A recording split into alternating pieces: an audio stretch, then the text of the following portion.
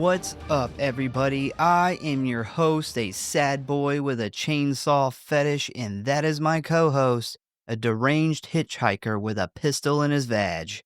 And welcome to the Grindhouse Syndicate, where today we are talking about the remake that started it all, Michael Bay's The Texas Chainsaw Massacre from 2003.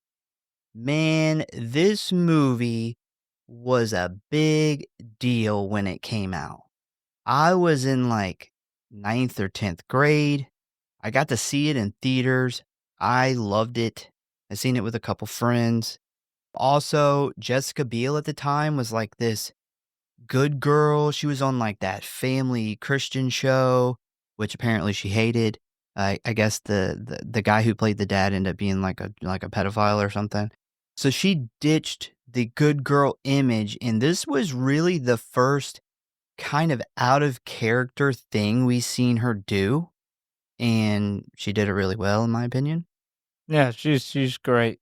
Yeah, this movie, man, this was like, I don't know how it was. I don't remember how it was for like everybody, but for teenagers, this was a hit. This was a good movie. My memories of this was when it first came out on DVD. Yeah. Mom bought this. So now in the physical media collecting world, this is kind of a sought after Version, yeah. collector's edition. And I think she just randomly bought it at Walmart to watch the movie. And I remember it coming with like crime scene photos, Yeah. even had a little like tin sign with it. Like it was an awesome release for back in the day for just a DVD like collector's edition. What every collector's edition should be, but they're not. Like a lot of Yeah. days, like even as much as I love Scream Factory, they put collector's edition on everything. But this was a true collector's edition. Really wish we still had this copy. But I remember the first time sitting down and watching it. I guess I was about 8 or 9 years old at the time. And they set it up with like the crime scene photos and stuff. And in the beginning with the police footage. And I was totally on board with, oh my God, is this real? Yeah. And then it's like I was told, well, it's based off of a true story. And Very loosely. I'm like, yeah, very, very, very loosely. But 8, 9-year-old me didn't know that. And I remember just watching this for the first time and being like, holy shit, this is fucking awesome. And I didn't know like anything about the older Texas Chainsaw Massacre then. I'd seen parts of it, but I didn't know like the legend of the original Texas Chainsaw Massacre. So as a kid seeing this was my Texas Chainsaw Massacre. And man, it does not disappoint. Like every time I see this movie, I'm like, holy shit, this is fucking awesome. Yeah, this is definitely a movie that people who don't normally watch horror movies seen this. Like, it's one of those movies, like you get kind of your average, your average American, mom and dad, middle-aged. They probably watch what, like, 5 horror movies a year, which typically only happens around Halloween. But this was one. This would be one of the 5 for people like that. Like, this was a big movie, man. But yeah, I'm excited to cover it. I'll go ahead and let the cat out of the bag now. I don't think it's better than the OG one. I probably did when I was 17, but I didn't really know or appreciate things about film as much as I do now. But I do think it's a good remake. But yeah, excited to talk about it. I put it up there with the original. That's how much I like it. And I know it was probably holds like a level of nostalgia because it was my generation. Yeah, Like I I can see was that. a kid when it came out. But I think it kept the same setting and feel kinda that the original had, but it amped up a lot of it's the brutality, and it's like Leatherface in this one, man, and I would have to watch the beginning because I love the beginning. This movie and the beginning are both I hold both of those very in very high regards. But I think that this version of Leatherface is the scariest version to me. Well, the original Leatherface wasn't brutal. He was kind of like a big kid that killed people with a chainsaw, and he was a member of a very wacky, crazy family. This is a much different Leatherface. This is a very brutal Yeah, Leatherface. and I mean, there's been many variations of Yeah, Leatherface. I mean, we probably have, like, what, 8 different versions of him I don't if even you count remember. the newer ones and the Leatherface movie and the Texas Chainsaw and all the different ones that we've had, but I think that this one takes the cake, man. The guy who played him did amazing. The dude's fucking massive. He's a beast. But most of all, that fucking mask, like, I think out of all the Leatherface masks, that one is the creepiest to me. Yeah, I actually, because I watched the behind the scenes documentary and everything, I got something really interesting that I never noticed about the mask that I'll talk about here in a little bit. So, as you probably know, we were off last week, but we did release an old Patreon episode on the very first episode of Tales from the Crypt, and you guys seem to really like it. So, maybe we will bring that back here soon. We shall see. And to all of you that joined the Patreon this week, thank you. We were super stoked to have you over there.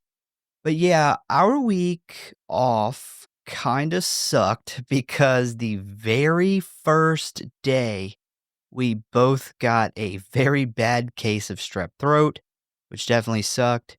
So we didn't get all of the stuff we wanted to work on done, but we did get the biggest thing knocked out, and we are ready to talk about it. It was really difficult not to talk about it for like months, but we're finally here. So we had been working on something big that turned out to be very difficult and about 5 times more work than I anticipated, but it's finally ready. We finally got a Grindhouse Syndicate shop. So over the last few months, we have been designing about 7 or 8 t-shirts, and they are finally done. They are ready to order. Now, these aren't, like Grindhouse Syndicate podcast t-shirts. Matter of fact, none of them even have our logo on it. Each shirt pays homage to important films or entire subgenres of horror. Like we have one for like folk horror / like witchcraft, witch movies. We have a couple of those. We have another one that's like an ode to like cabin in the woods, like cabin horror movies. And of course, we had to make the Camp Grindhouse shirt. We even have like the yellow version that's very similar to the Camp Crystal Lake sign. So definitely check that out. You can currently find the shop on our website at Grindhouse.Horror.Pod or right below this episode on YouTube. One of the things that took so long is we wanted to focus on like quality shirts and like really good print. So it's, something that's going to last. And of course, like all the money we make from the shop goes directly to helping pay for the show. And just in case you were wondering, we are not handling the shipping, so no need to worry about international orders. This company can ship shit anywhere. So go get you some dope ass horror shirts that currently nobody else besides me and my co-host here has. Yeah, we spent a lot of hours in the photo editor Oh and yeah. getting things right and making sure everything was good, and then we had different orders, checking out which shirts were the best. I am a so my closet is black. Like, you will be hard pressed to find a shirt that's not black in there, and I am a stickler on a good black shirt. I do not want my black shirts, like, fading to dark blue and shit, so we had to do tests of different types of shirts from different companies and stuff, but it's been a long time in the making, but we finally got it up there and hoping to get some more stuff added here soon. Yeah, we didn't want to do just, Grindhouse Syndicate podcast shirts. We wanted to do horror t-shirts, and that's what we made. So we got like 8 of them right now. You can go check them out. I didn't even think about we don't have a single shirt with our logo on it, Nope, actually. not a So, single one. I guess if that's something people want, we can put that together too. Yeah, that would be really easy, but we wanted to design some shirts that really kind of represent horror in the subgenres of horror that we love. And last but not least, get those requests in before May 1st because May is Fan Appreciation Month where all the movies we do are picked by you guys. So let us know what you want to hear. And with that being said, are you ready to dive into the Texas Chainsaw Massacre remake? Yeah, let's do it. All right. Hello, boys and ghouls. If you want to stay up to date on what's going on with the show, talk about or submit your movie requests, or just say die, then I got good news for you. You can always find us at one of our social media accounts or our official website at Grindhouse.Horror.Pod.com, Facecrook at the Grindhouse Syndicate Horror Podcast, Instascam at GrindhouseSyndicate.Horror.Pod, and many gore, which you can always find links for in the show notes as always. And you know what I always say, the morgue, the merrier. So please subscribe or follow for alerts on new episodes. Now, back to the show, kiddies. Frights, camera, action. And if you really love us and don't want us to wait for the sheriff after a strange girl blows her brains out all over our car, give us a review. The Texas Chainsaw Massacre is a 2003 American slasher film directed by Marcus Nispel in his feature directorial debut. It was written by Scott Kozer and stars Jessica Biel, Jonathan Tucker, Eric Balfour, and R. Lee Ermey. The plot follows a group of young adults traveling through rural Texas who encounter Leatherface and his murderous family. It is a remake of Tobe Hooper's 1974 film and the fifth installment in the Texas Chainsaw Massacre franchise. Several crew members of the original film were involved with the project. Hooper and writer Kim Hinkle served as co-producers. Daniel Pearl returned as the cinematographer, and it was produced by Michael Bay's Platinum Dunes, Next Entertainment, and Radar Pictures. It was distributed by the legendary New Line Cinema here in the US and Focus Features internationally. It had a budget of $9.5 million and a box office of $107.4 million. Yeah, I definitely remember this being a juggernaut at the theater when it came out. So, on December 5th of 2001, it was reported that Michael Bay's newly created company Platinum Dunes had set its focus on remaking the Texas Chainsaw Massacre. It was originally stated that the story would be told in flashbacks with actress Marilyn Burns, who played Sally in the original film, reprising her role as an aged Sally Hardesty, recounting the events of the film. But it was later announced that the filmmakers had already purchased the rights to the story of the original film, meaning they could only tell that story. They could not tell a sequel of that story. In June of 2002, it was announced that Marcus Nispel would direct the film in his directorial debut.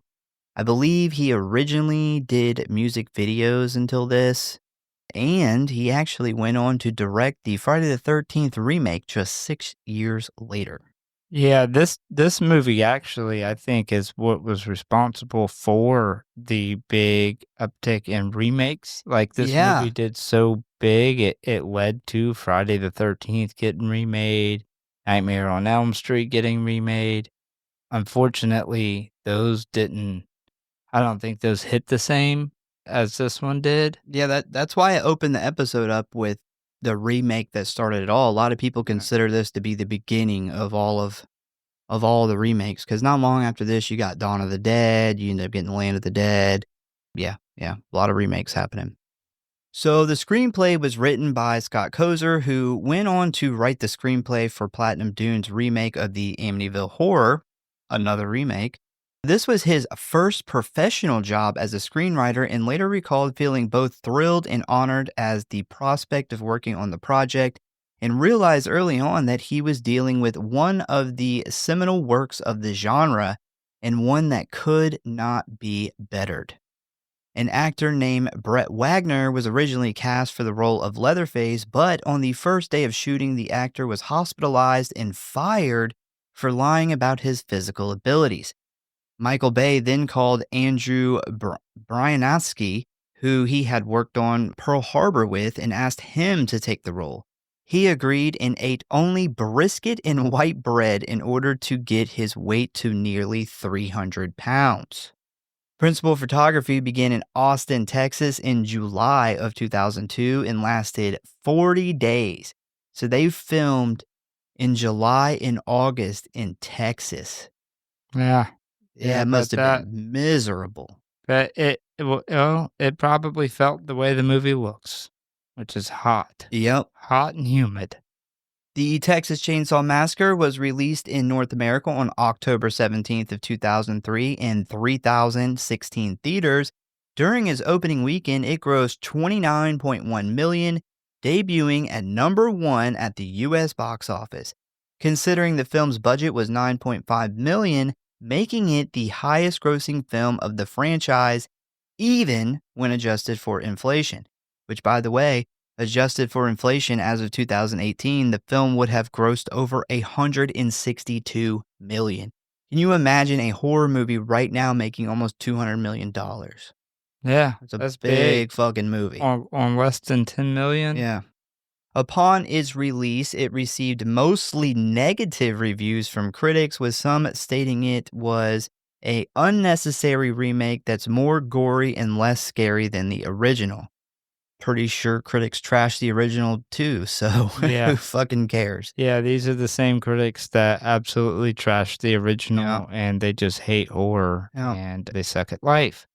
The film was released on VHS and DVD on March 30th of 2004 through New Line Home Entertainment. A 2-disc Platinum Series edition was also released that same day, containing a collectible metal plaque cover, 3 filmmaker commentaries, crime scene photo cards, an alternate opening and ending, deleted scenes, a documentary on the film, a documentary about Ed Gein, screen tests, and an art gallery, which is what you were just talking about. Yep, that's crazy, man. And it's weird. I was just watching, like, 2 or 3 weeks ago, Planet CHH had a video, and it was covering that release, and I was like, holy shit, that's the one I remember.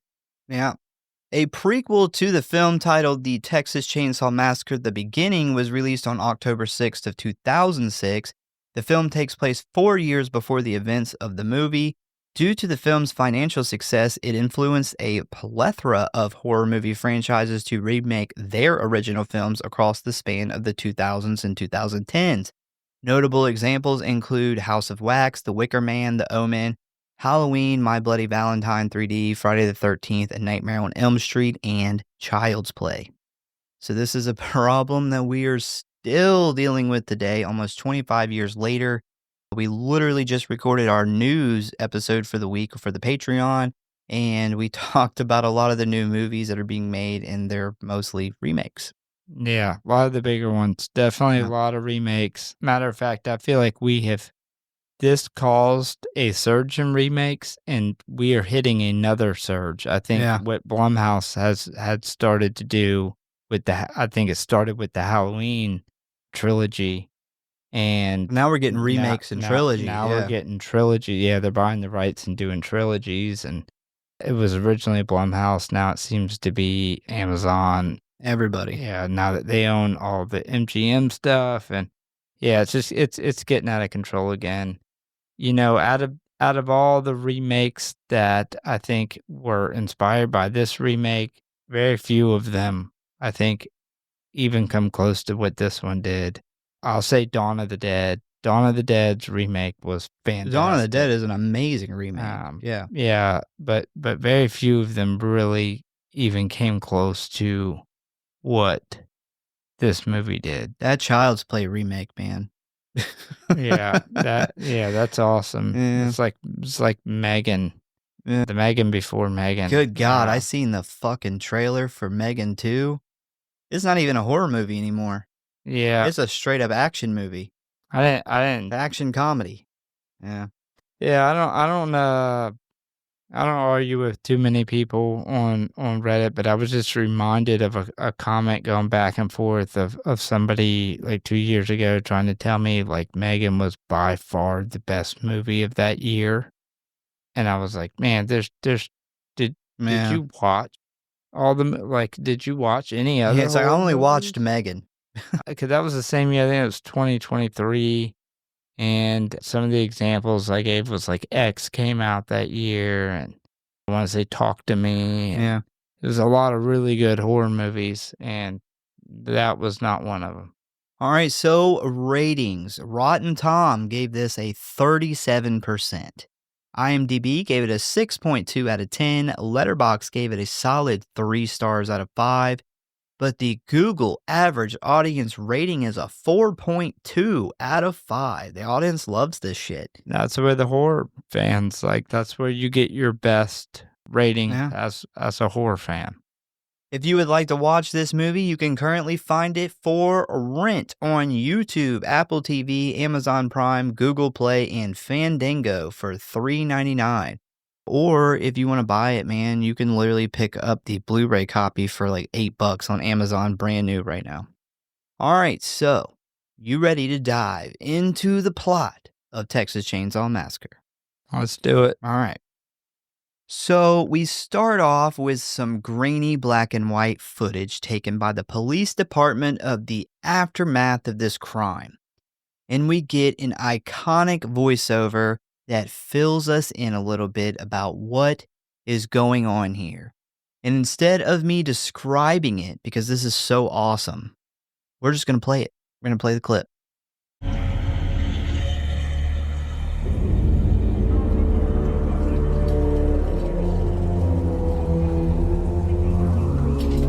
The film which you are about to see is an account of the tragedy which befell a group of 5 youths. It is all the more tragic in that they were young, but had they lived very, very long lives, they could not have expected, nor would they have wished to see, as much of the mad and macabre as they were to see that day. For them, an idyllic summer afternoon became a nightmare. For 30 years, the files collected dust in the Cold Cases Division of the Travis County Police Department. Over 1,300 pieces of evidence were collected from the crime scene at the Hewitt residence.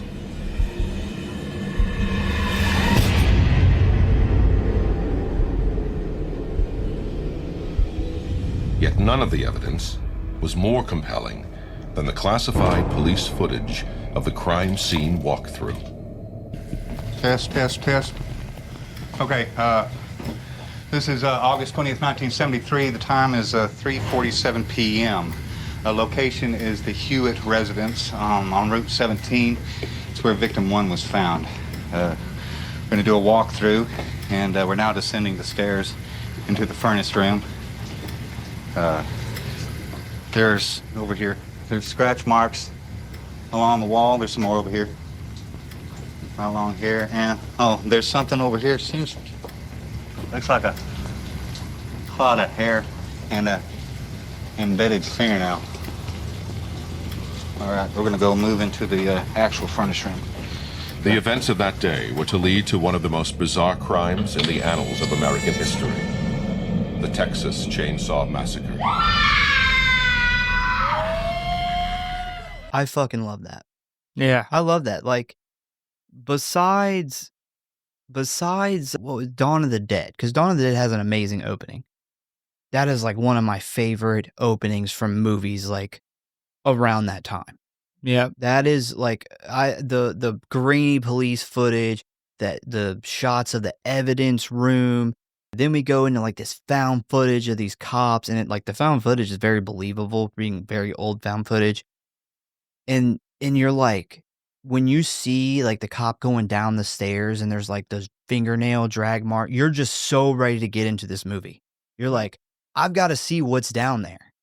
Yeah, absolute 10 out of 10 on an intro. I remember seeing this as a kid and this setting the stage. Like, people can say what they want about this movie, but this is a very scary Texas Chainsaw Massacre. Like it is. There's no like comedy about it. It's very much a horror movie. And I remember seeing that intro, and what stuck out in my mind was the fingernail marks in the wall. And I remember seeing that as a kid and like the nail embedded and being like, holy shit, I can't believe this is real. Yeah. Or even based off of something that was real. Yeah. It's great. And they got the guy who did the original intro for the original Texas Chainsaw Massacre. They got him to come back and do this one. It was awesome, man. I had to play it. So during this black and white footage, we learned that a bunch of young adults were brutally murdered in a very small town in Texas. The voiceover doesn't say how they were killed, but we do see a big-ass chainsaw placed into evidence. We also discovered that the presumed killer, Thomas Hewitt, wasn't apprehended, but there is some found footage that the police took when 2 officers went down into the basement of the Hewitt house where some of the murders took place. Now, we don't get to see much of this footage yet, but this will come into play way later on. So this is where our story really begins. We start off by meeting our main cast as they drive down an old dusty road somewhere in Texas heading to a big Leonard Skinner concert. So first we have the driver of the van and kind of like the leader of this friend group, Kemper. And he is kind of like your basic, tall, like athletic, funny college dude. Kind of gives off that ladies' man vibe, I think. Next, we have his smoking hot girlfriend and the final girl of this movie, Erin, who, of course, has your typical final girl vibes. She's smart, determined, stands strong on her values, and seems to be your all-around good girl.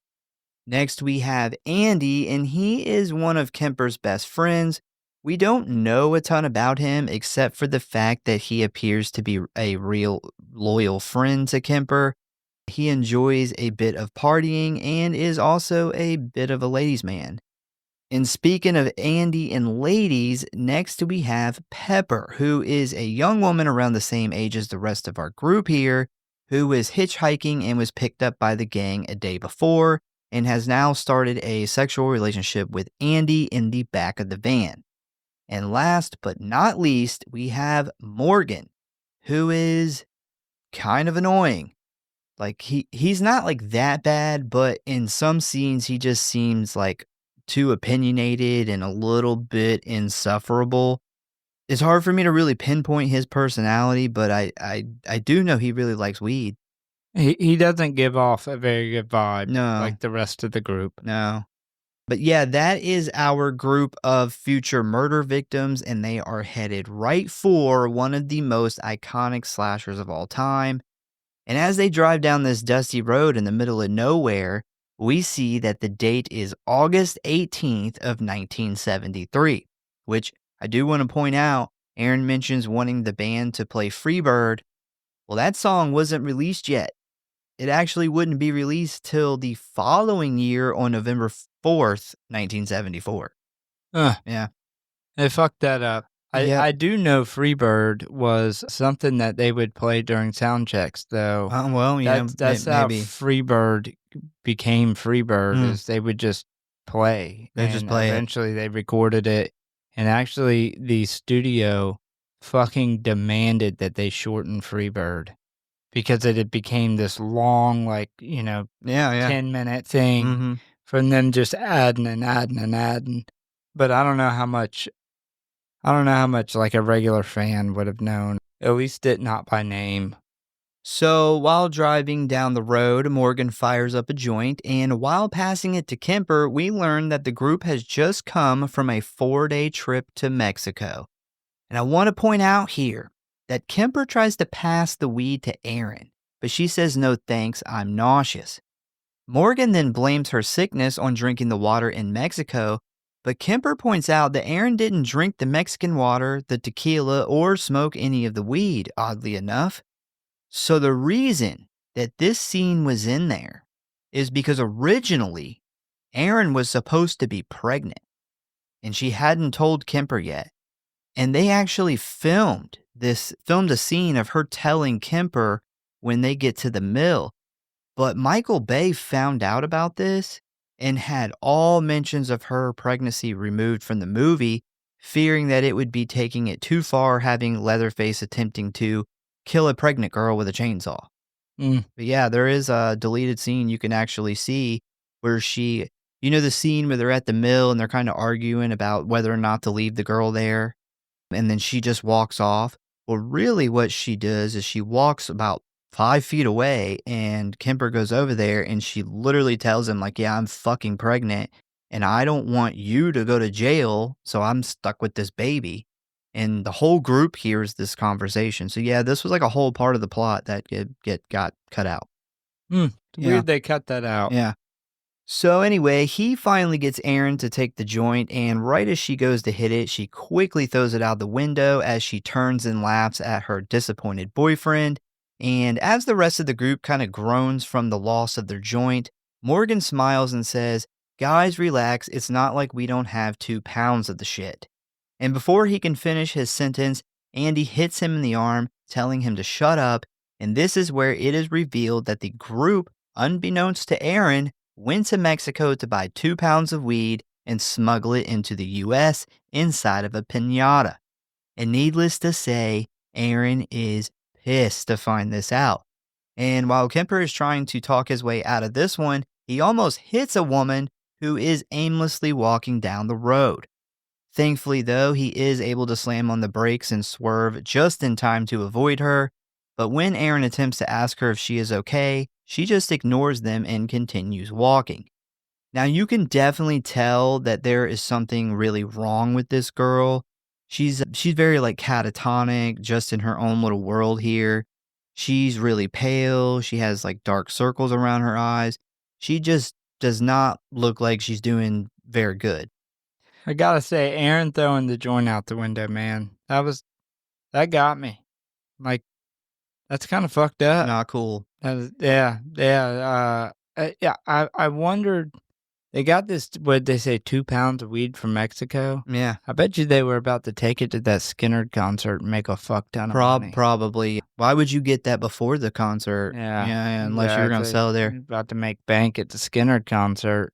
So after calling out to her multiple times here, Aaron and Pepper realize something isn't right and the girl needs help. So despite the guys telling them no, they jump out and they run over to her, where the girl immediately starts saying some weird shit like, "I gotta get away and I just want to go home." This puts Aaron and Pepper on alert as they realize that they gotta get this girl in the van and get her somewhere safe. We then skip a little bit ahead where we see the van driving down the road with the girl sitting in the very back while everyone else sits up at the front. This part is weird to me because this girl, she's like sitting there crying in a car full of strangers. And she has all these strangers like sitting there like, and they're all staring back at her like she's a fucking alien or something. Well, she Very is odd. acting very weird. Yeah, but man, if I was in the van, I would be like, I'm not going to try to stare at you while you're very upset. It's just weird. Well, I don't know if I'd be the one wanting to sit next to her either. Yeah. And this is why communication is key. If she Yeah. would have just got in the van and told them, hey, you can't go there because X, Y, and Z, all There's this a would have been murder. avoided. So this girl is just quietly sobbing when Aaron finally decides to break the awkward silence and ask her her name. When the girl responds with, "They're all dead," this obviously freaks everybody out. And they then try to ask her who is dead, but when she sees them pass the Blair Meat Company, she then starts getting real upset, saying that they are going the wrong way, as she then jumps up and attempts to grab the wheel and turn the van around herself. The group quickly grabs her and pulls her away from Kemper, who is trying to regain control of the van. And as she plops back down in the seat, she says, "You can't make me go back there." I have always wondered about this scene, though, because they are driving in the same direction that she was walking. Yeah. So she was already going towards the Blair Meat Company. Yeah, I I noticed that too. Unless they picked her up and turned around and we just didn't see it, and they were Yeah. trying to take her back home where she was it's- coming from. Yeah, it's That's odd. the only thing that I can think of that would make sense. Obviously, if she's walking, you know, from whatever direction she's coming from, they're trying to take her back to her house. That's the only thing I could think of. I will say, had this girl said they're all dead and then seen this factory and was like, "No, you can't make me go back there." I don't know if I would have immediately turned around, but I would have stopped the van and had a conversation with everybody. Been Yeah. like, "Hey, this girl's clearly been through some shit. She's saying that there was people murdered. Maybe we should take her to the next town back the other way." I would ask her, like, well, where do you want us to take you? Yeah, Or where do you want to go? Yeah. let's turn around because she doesn't seem like she's She's not doing well. She's not fucking with us. That's for sure. So Kemper slams on the brakes, sliding the van to a dead stop in the middle of the road, as he then turns around and stares at this girl while she freaks out about being made to go back. She then begins to have this breakdown, placing her head in her hands while crying, and we see that there is tons of dried blood stuck to the insides of her thighs coming from under her dress. She then says, "He's a really bad man," as she sits up, opens her legs up a bit, places her hand up her dress, and pulls out a fucking gun from her vagina. This shit blew my mind the first time I seen it. Bro, as a child, this shit blew my mind. Like I was like, can she get that in there? that's yeah. Yeah, that Did she really stash that there? I mean, it still kind of blows my mind, like, to think, like, she was walking down the road with the gun in there.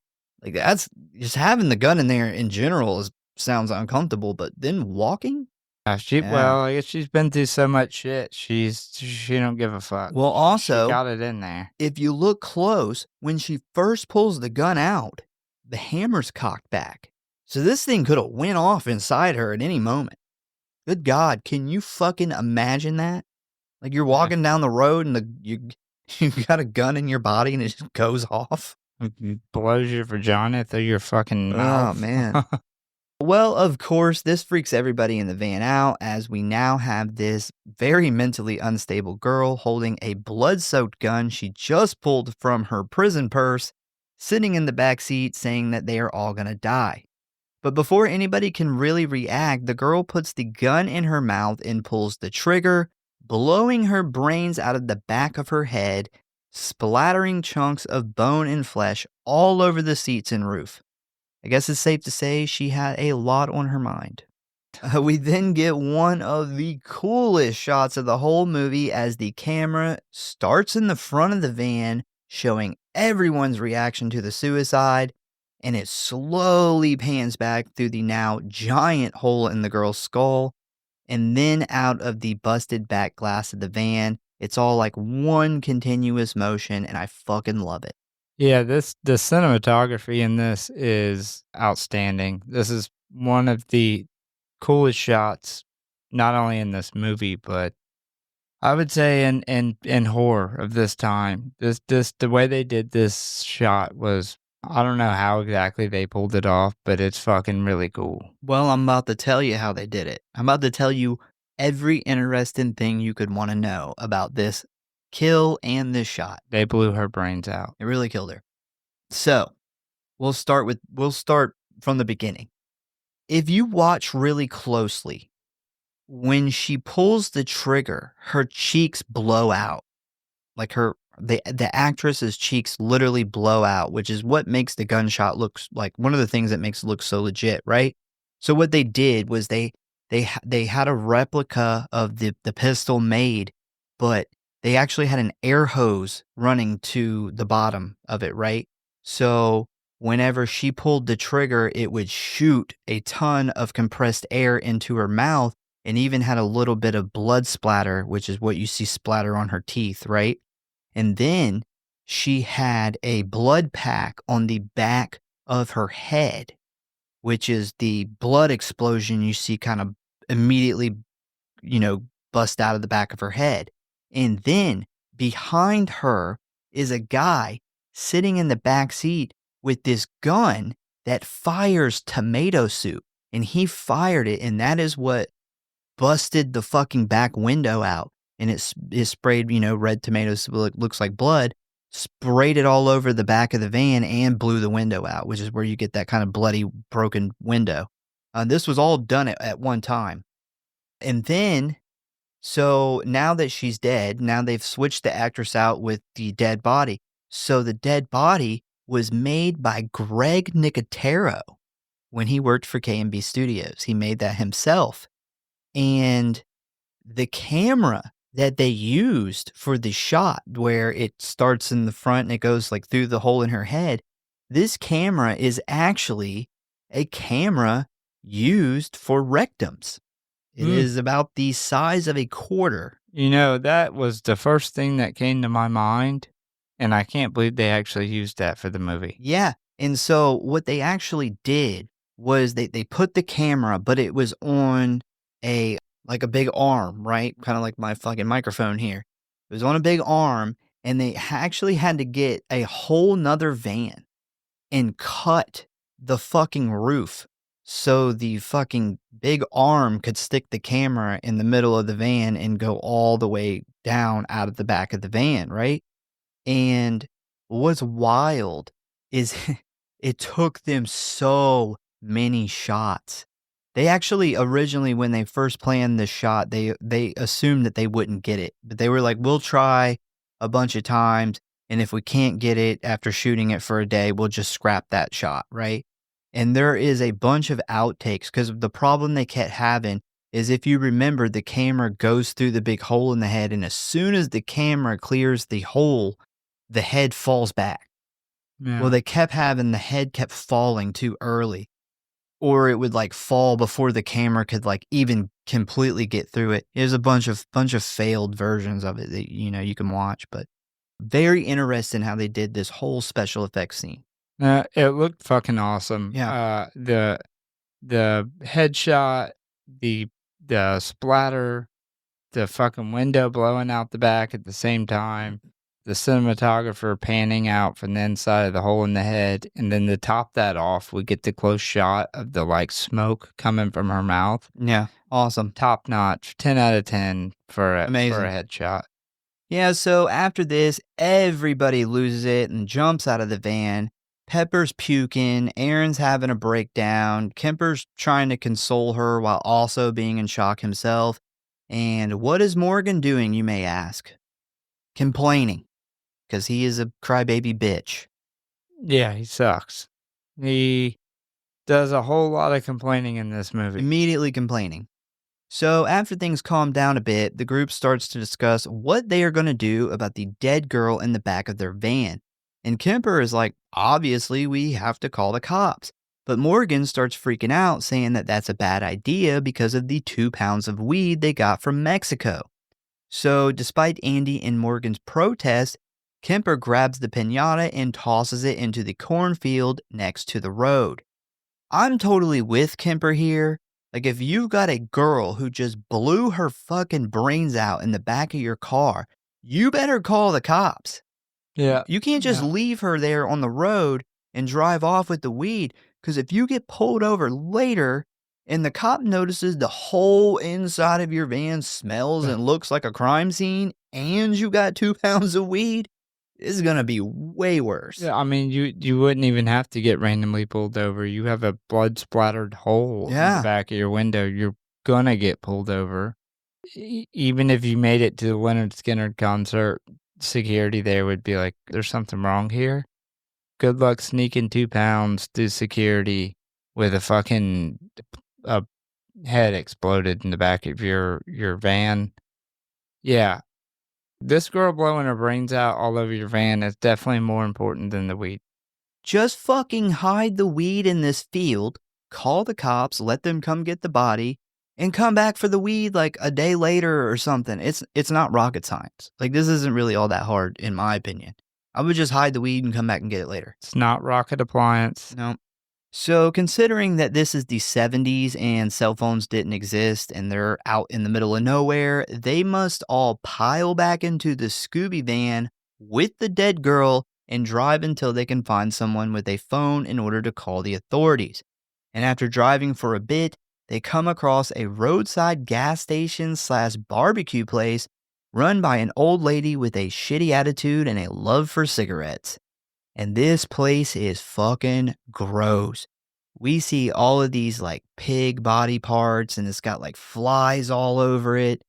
And they obviously don't have any kind of air condition or refrigeration system. So I'm sure all this meat's just like slowly rotting, making this place smell like shit. It's, yeah. I gotta say, I would be very concerned at what made this girl so upset to not only say what she said before she killed herself, but to actually blow her brains out. I don't know if I would continue going in that direction. I would go back to the next town back, or skip this town and go to the next town, whatever I gotta do. But it seems like nobody here is even having the thought of, hey, what's wrong with this place, of why this girl just did what she did. Yeah, I thought that was a little weird. Also, piling back in the car with this body would be awful. Oh, totally. Like, Absolutely that would be awful. fucking awful. So Kemper tells this old lady about the dead girl, and she calls the sheriff to report it, and the sheriff tells her to tell them to drive on over and meet him at the old Crawford Mill in about 2 hours. Considering this is an absolutely insane request by law enforcement, a very aggravated Kemper, Andy, and Morgan have no other choice but to agree. So as they are heading to the old Crawford Mill, we see that this place is way back in the middle of nowhere, to the point where there isn't even a road anymore. It's just like a trail through all this brush and woods. I personally wouldn't have drove through all that. I wouldn't have left the fucking store. I'd have been like, you can call the fucking sheriff back and tell him that we'll leave this body right here. Yeah. I'm not fucking driving. I am not piling up in the van again and driving this fucking dead body around to meet you in the middle of nowhere. I will just leave the body here if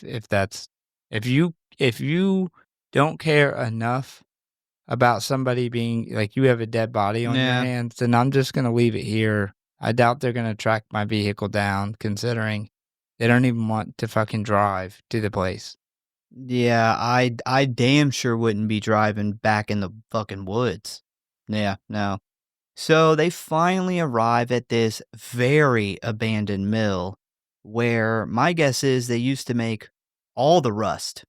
All the rust in America came from this one place. Like, every fucking thing at this place is covered in rust. It was a rust capital. Very, very big supply of rust. They just made rust. But they get there and they discover, after looking around, that there's no sheriff in sight. And after waiting around a bit, Morgan finally has a good idea that I agree with. He says, fuck this, let's just leave the body here and go. Which is at this point exactly what I would have said. Now, despite this obvious good idea, not everyone is on board with it. So Kemper decides that they should take a vote. And of course, Morgan and Andy vote to leave, and Aaron and Pepper vote to stay and wait for the sheriff, which leaves the deciding vote down to Kemper himself. Who is he going to side with, his super hot girlfriend or his bros? Yeah, he didn't do a very good job trying to convince her, though. I would have been like, look, this girl said her friends were murdered. She blew her brains out. She was so upset over whatever happened here. We get here. The sheriff won't even come to the fucking place to get this dead body of this girl that we don't know that just blew her brains out. He had us drive to the woods to this random mill, and he's not here. we may be in danger here. We should probably get the fuck out of here for our safety. Yeah, there wouldn't have been a whole lot of convincing from me. Like, I would have been at the point where I'm like, hey, I'm fucking leaving. Like, everybody who's leaving with me, pile into the van. We're out of here. Period. You want to fucking sit here in the middle of the fucking nowhere, surrounded by fucking sharp, rusty objects with a dead body?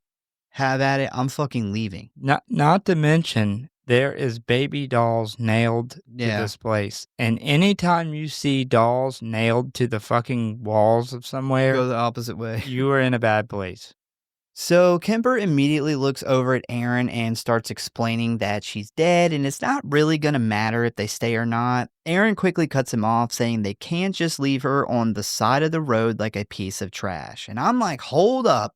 You are not leaving her on the side of the road like a piece of trash. You're not even remotely close to a road. Like, Not to mention, you're where the sheriff said to take her. So. I mean, also, the sheriff is on his way, so it's not like she'll never be found. The local authorities have been notified. You have been over backwards trying to get her body taken care of. It is not your fault. Nobody in this town gives a fuck. And you've really done just about all you can do here. Yeah. I mean, worst comes to worst. If we couldn't come to an agreement, I would have said, okay, if you're that insistent on not leaving her here, you're going to pile up in the back with her and we're going to go to the next town because I'm not fucking staying here. Yeah, I'm not staying here.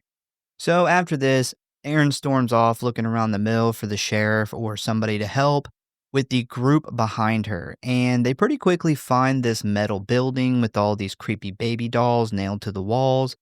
While resting for a moment thinking about what to do next, Pepper and Morgan see the shadow of a person quickly pass by from inside the building.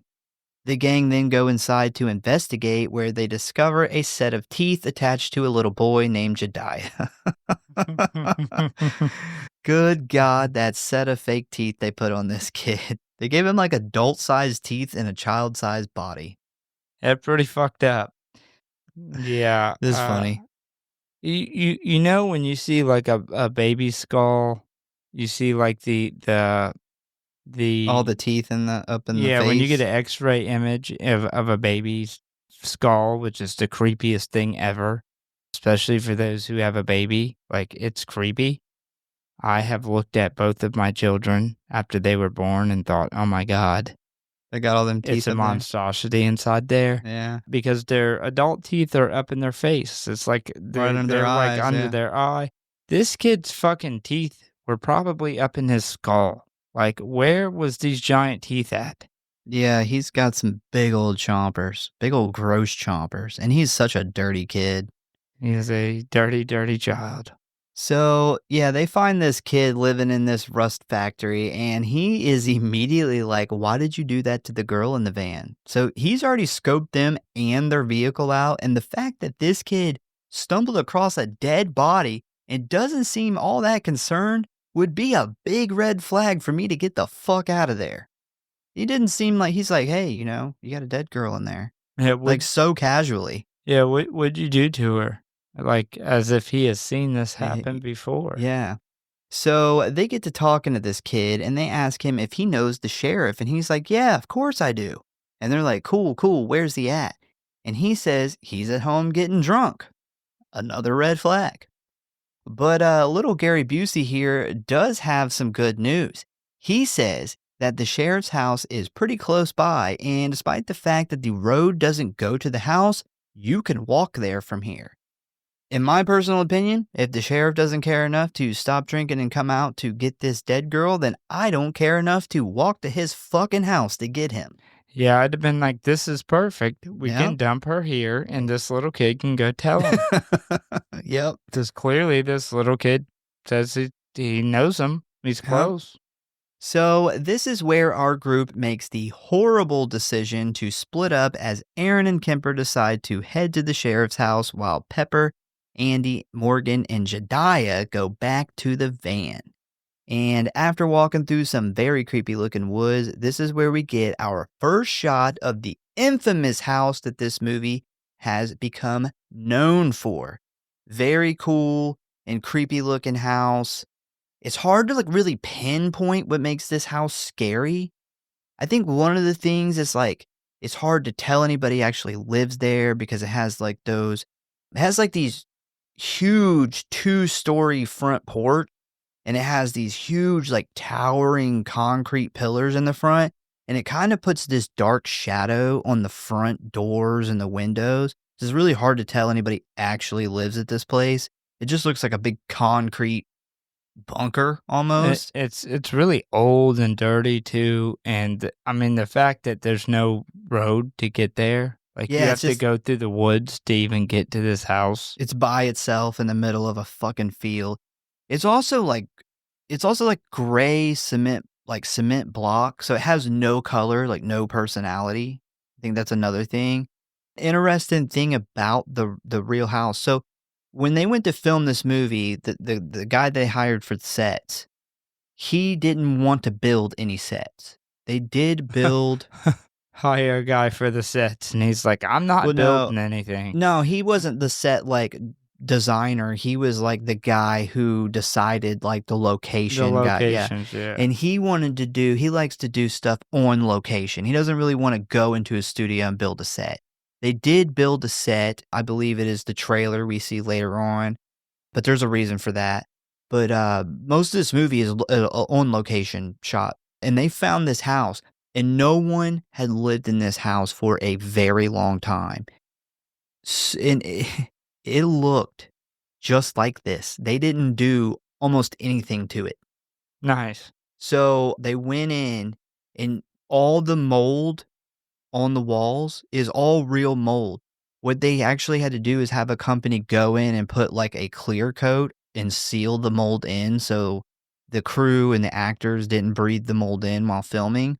But that's all, like, they didn't do almost anything except for like, the pigs and the trash and hanging the meat from, all the stuff we were going to see. But the house itself, that is what it looked like. Yeah, I agree with that. I think it's you can always kind of tell whenever somebody uses an actual set or an actual place as opposed to building a set. Now, don't get me wrong, there's some amazing sets that have been built, some really cool stuff.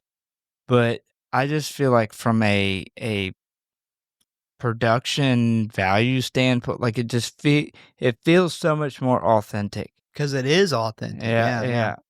And one thing I love about that too is it really helps the film have its history when fans of the film can visit the set. When you get something that's filmed on something that's built and then quickly tore down and there's nothing to visit, there's nothing to see, that sucks, man. Like that's, fans of the film don't have anything to like. It's, it's like a friend of yours dies and then they don't ever have a grave or anything to visit. Like you don't have anything to like, to kind of just, go and see or anything like that. I love when films use actual sets. I hate that new shit that they're doing, like Disney, where they're just filming everything in front of a giant TV. Yeah. That's no good. Yeah, I'll take real location over a set any For sure. day. So anyway, Aaron and Kemper walk up and knock on the door, and this very unpleasant old man in a wheelchair comes out, and he says that the sheriff doesn't live here, but grants Aaron and Aaron only permission to go inside and call, forcing Kemper to stay outside on the porch. So we then jump back on over to the van where we see a very bored Pepper, Andy, and Morgan breathe a sigh of relief as they spot the old sheriff's car pull up. And as the car door opens, the man proceeds to get out. The camera pans up to reveal an old man wearing a police uniform with a very unhappy look on his face. And this character is played by the great, and some say even legendary, R. Lee Ermey, who was amazing in everything he did. He did a ton of stuff for the veteran community. He sadly passed away a few years ago. Definitely missed that guy. Interesting thing is they were trying to cast the sheriff and they couldn't. And finally they were like, you know what? get this guy. Carl Arley. Yeah. And they brought him in and they gave him the freedom, because this is what Arlie Ermey is known for ever since Full Metal Jacket. They gave him the freedom to ad-lib his lines and do he's and ad-lib what he did. fucking the best.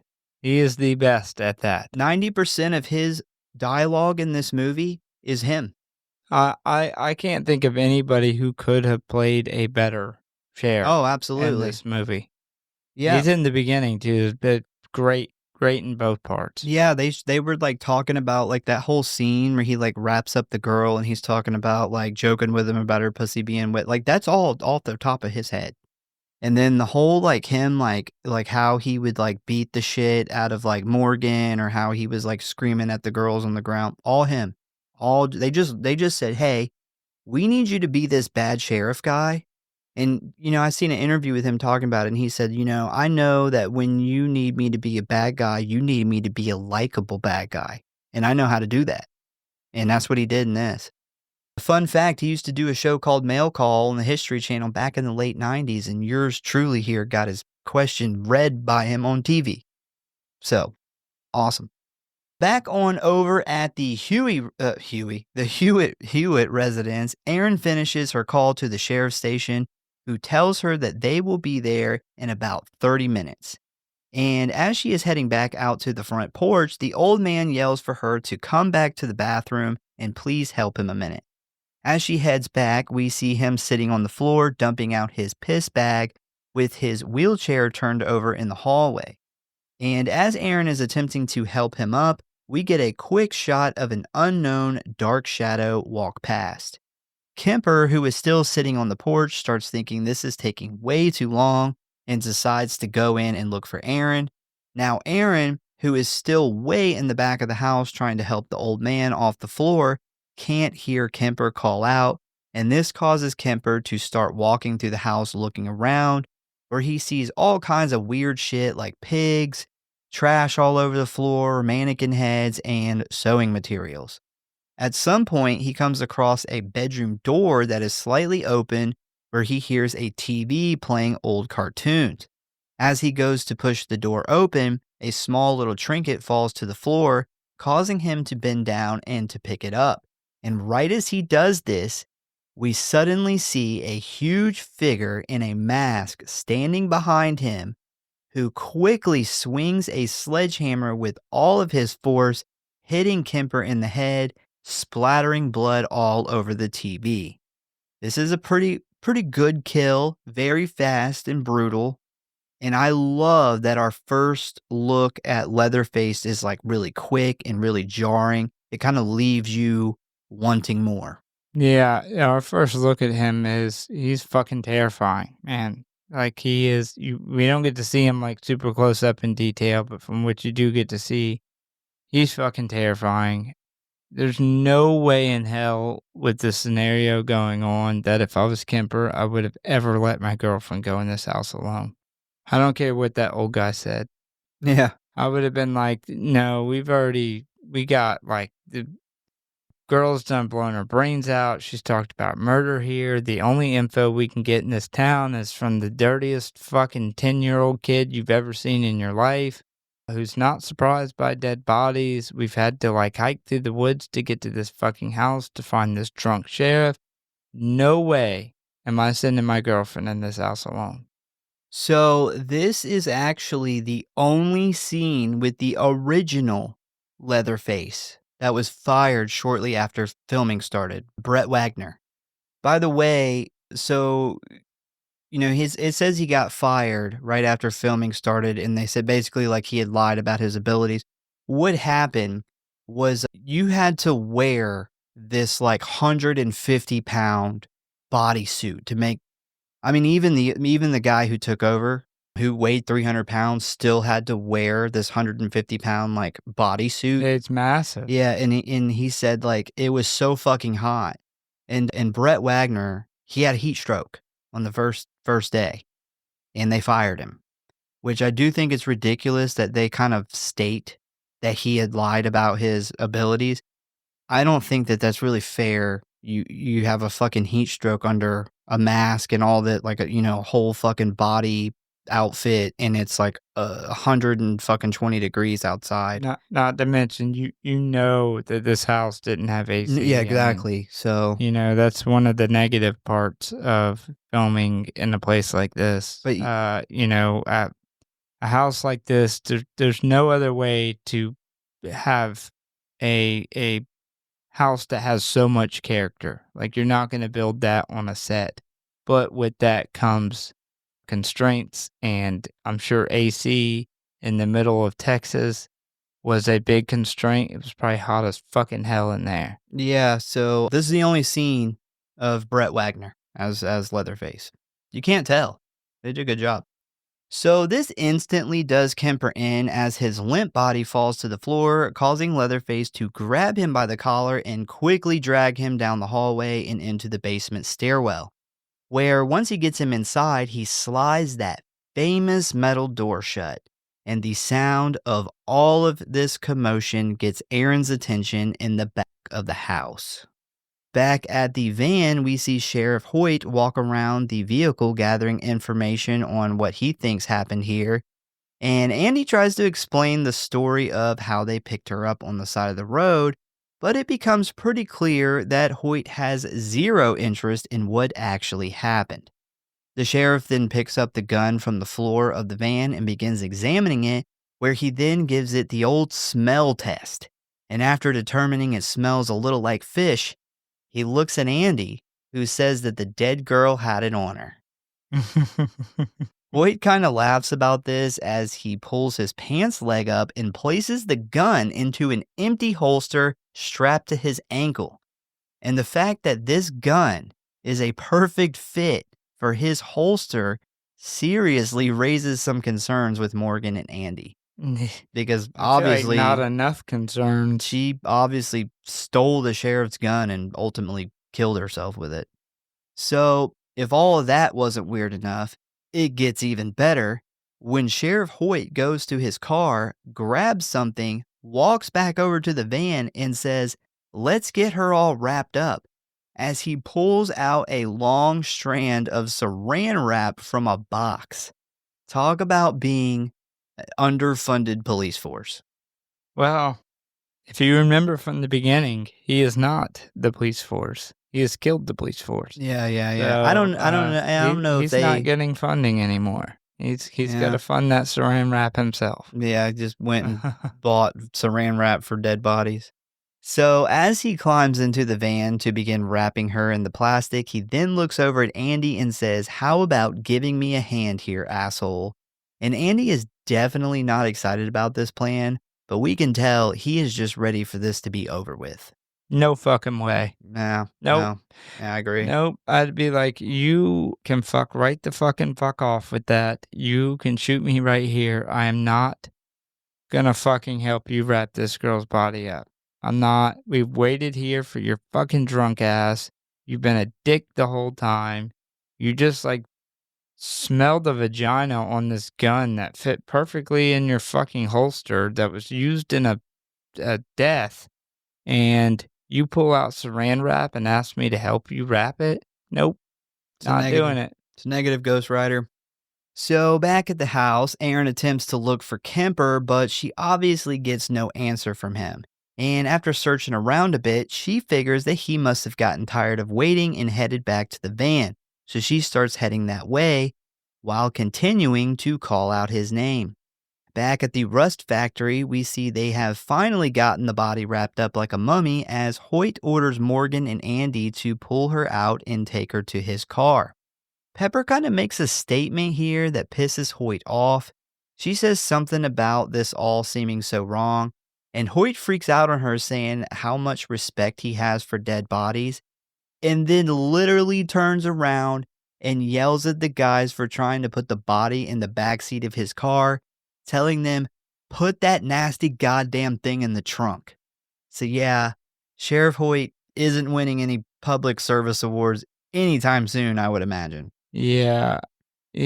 Arlie Hermy is just great. Yeah. He's good fucking great in this part. This is such just like an old man thing to say. Like, At least like the old dudes we grew up with, like this is a total old guy move. I have just as much respect as anybody for a dead body, and then literally your next sentence is, "Get that nasty bitch out of my back seat, put her in the trunk."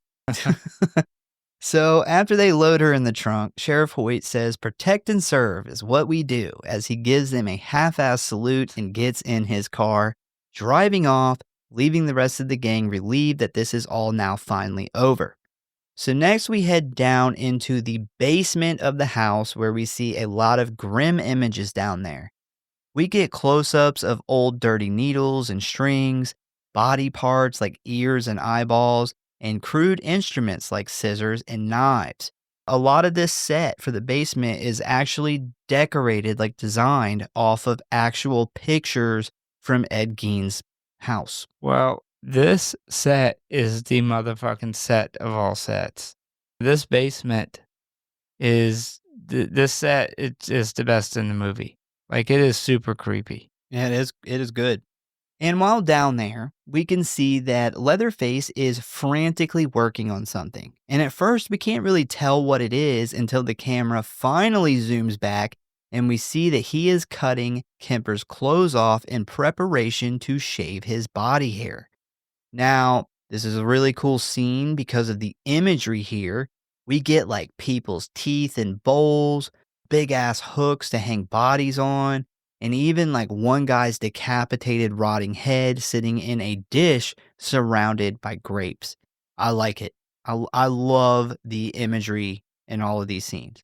Yeah, awesome imagery. Just this whole set's fucking awesome. And they didn't do it like it's not overdone. Like, it looks like a nasty old basement It's very Just Ed Gein, man. with this stuff in it. Yeah, like real life. Like, they didn't go in and make it like Hostel where it's just ridiculous. It's like it was built just for all this. It's like a nasty old fucking basement where somebody just happens to have cut some body parts up and been cutting faces off and shit. Yeah, if you've ever seen like some of the pictures from Ed Gein's place or some of the pictures of the stuff that they got, like the nipple belt or the lampshade made out of like people's skin, it looks like this shit. Yeah, they did a good job. So back at the Scooby van, we see Erin finally make it back where she tells the gang the good news. The sheriff is going to be here in 30 minutes. But everyone's confused because the sheriff just left with the body. So Erin's like, okay, well, where's Kemper? And the group is confused again because they haven't seen him since he left with Erin like an hour ago. And before Erin can really process this information, they get interrupted by the sound of a car horn going off close by. Assuming that this is Kemper fucking around, they all immediately run towards the sound, only to discover it is coming from a group of abandoned, broken down cars sitting behind the rust factory. Upon inspection, Andy realizes that someone wedged a stick between the seat and steering wheel, causing the horn to go off. This, man, yeah, I mean, you know you're fucked at this point. Well, they don't seem to be as concerned about it as I would be, except Pepper. Pepper's like, we gotta get the fuck out of here, especially when they find the fucking teeth that they're about to find, and then they discover the picture of the girl who just blew her brains out. All that shit is awful, but they seem to ignore the fact that somebody specifically put that stick on the horn to get them to there. lure them there. Like, nobody ever mentions that. They're just like, oh yeah, this is creepy. We gotta find Kemper and get out of here. The stick fell and perfectly landed like that. Nobody's like, hey, this is where they want us to be right now. Yeah. We should get the fuck out of here and come up with a plan, and definitely not split up. And I actually had no idea what the point of this was until I sat down to write this episode, and now I know, I'm pretty positive I know what happens during this scene. I'll talk about it later. But while looking around the cars for more clues, Andy finds a set of teeth in the grass, and one thing I realized on this rewatch, this movie really likes a set of teeth. This is like the 4th or 5th set of teeth we've seen so far. Well, a lot of dead bodies, Yeah. there'd be a lot of teeth.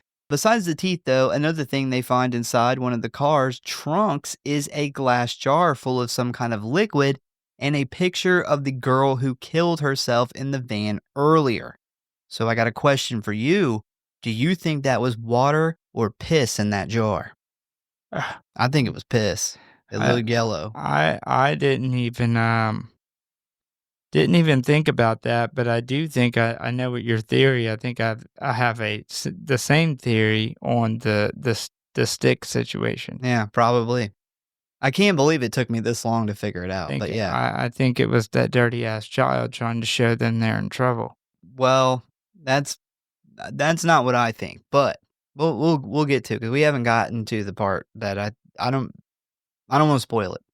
So while looking at this picture in this jar, they then spin it around where they discover another picture of the girl, but this time she is with what looks to be her family. We see her, a little brother, her father, her mother, and a little boy around the age of 3 or 4 years old, which becomes important later on. So after everyone agrees that there is some weird shit going on here, they decide it is time to find Kemper and hit the fucking road. But right as they go to head out, Morgan asks Aaron for the keys, but Aaron's like, I'm not giving you the keys. And Pepper has the audacity to say, who put you in charge? Bitch, for one, you're not even a part of this friends group. Like, you don't Yeah. even have a vote here. Yeah, she was part of the friend group. That would make sense. But the fact that they just picked her up like a day or two before hitchhiking, yeah. It's literally been like 24 hours. I would have told her, like, you're more than welcome to head out to the road and continue sticking your thumb out like Yeah. you were yesterday. 2, these keys are the keys to Kemper's van, and Aaron is Kemper's girlfriend. So yeah, I would say if he isn't there, then ownership falls to her. I mean, I agree they should get out of there, but at the same time, like, I understand not wanting to leave somebody behind. So after Aaron shoots them down, they then turn to Andy for backup, and thankfully Andy is on Aaron's side and says that he can't leave Kemper behind. And this decision, unfortunately, splits the group in half, with Morgan and Pepper heading back to the Scooby van, and Aaron and Andy heading back to the house where Kemper was last seen. And speaking of the house, we then jump back over to the basement, where we see Leatherface has now tied a rope around Kemper's legs and placed him in an old bathtub. And we get this cool above shot as he begins pulling down on this rope that starts hoisting Kemper's dead body upside down in preparation to drain his blood. And as this is happening, we see a small box fall from Kemper's pocket that catches Leatherface's attention. He then stops what he is doing and walks over to see what it is, and as he opens it, we see that it is an engagement ring for Aaron, making this story so much more tragic. Yeah. Yeah, I like Kemp too, man. Yeah, It good sucks he character. had to go first. But man, smuggling 2 pounds of weed on a trip to a Skinner concert, what a perfect way to cap that off than a proposal. Yeah.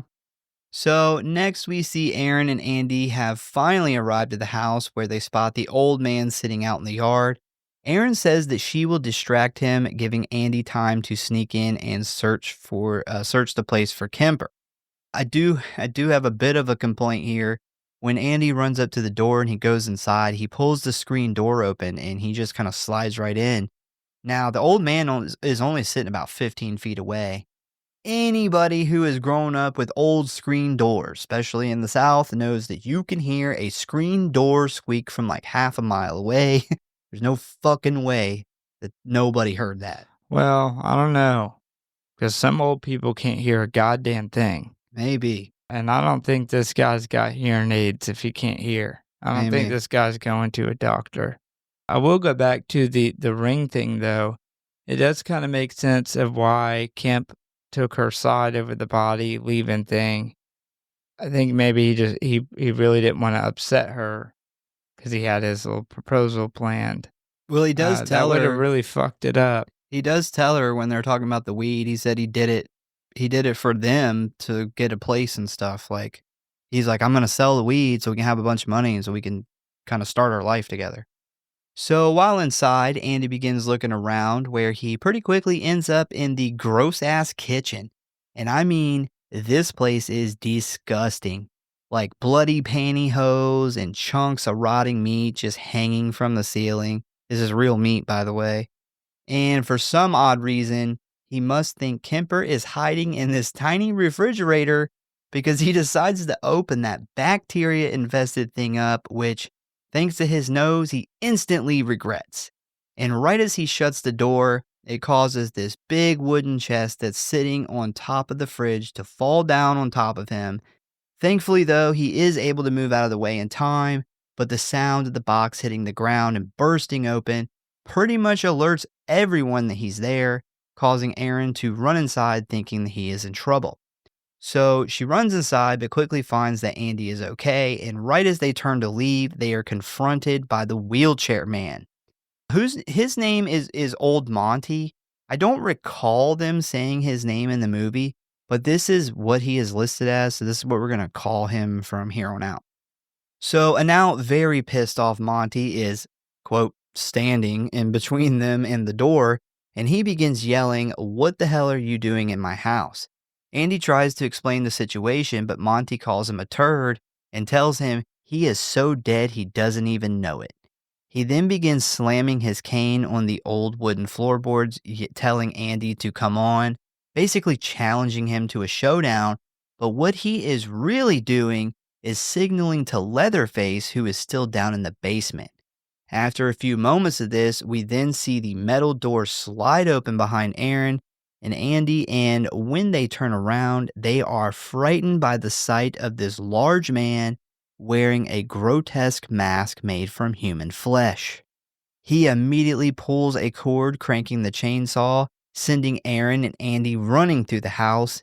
Andy ends up tripping and falling in the hallway right in front of Monty, and right as Leatherface goes to get him with the saw, he rolls over on his back and blocks the blade with the tire iron he brought from the van, shooting sparks all over the room. At this point, Erin flat out ditches Andy and takes off out of the house, and after a few seconds of fighting Leatherface off, Andy is able to escape with the chainsaw-wielding maniac right behind him. Yeah, I gotta say, for horror movie tropes, the whole falling while you're running thing, it drives me nuts. But in this case, had I turned around and seen this fucking dude right behind me crank a chainsaw, I probably would have fell too. Well, I do like that they do it with the guy this time and not the, normally it's the girl that falls, yeah. Yeah, but I mean, This would be scary. If I turned around and seen that like a foot away from me, just open a door behind me and I looked back, both of my feet would try to make the same run at the same time. I would like the cartoon where it's just like spinning.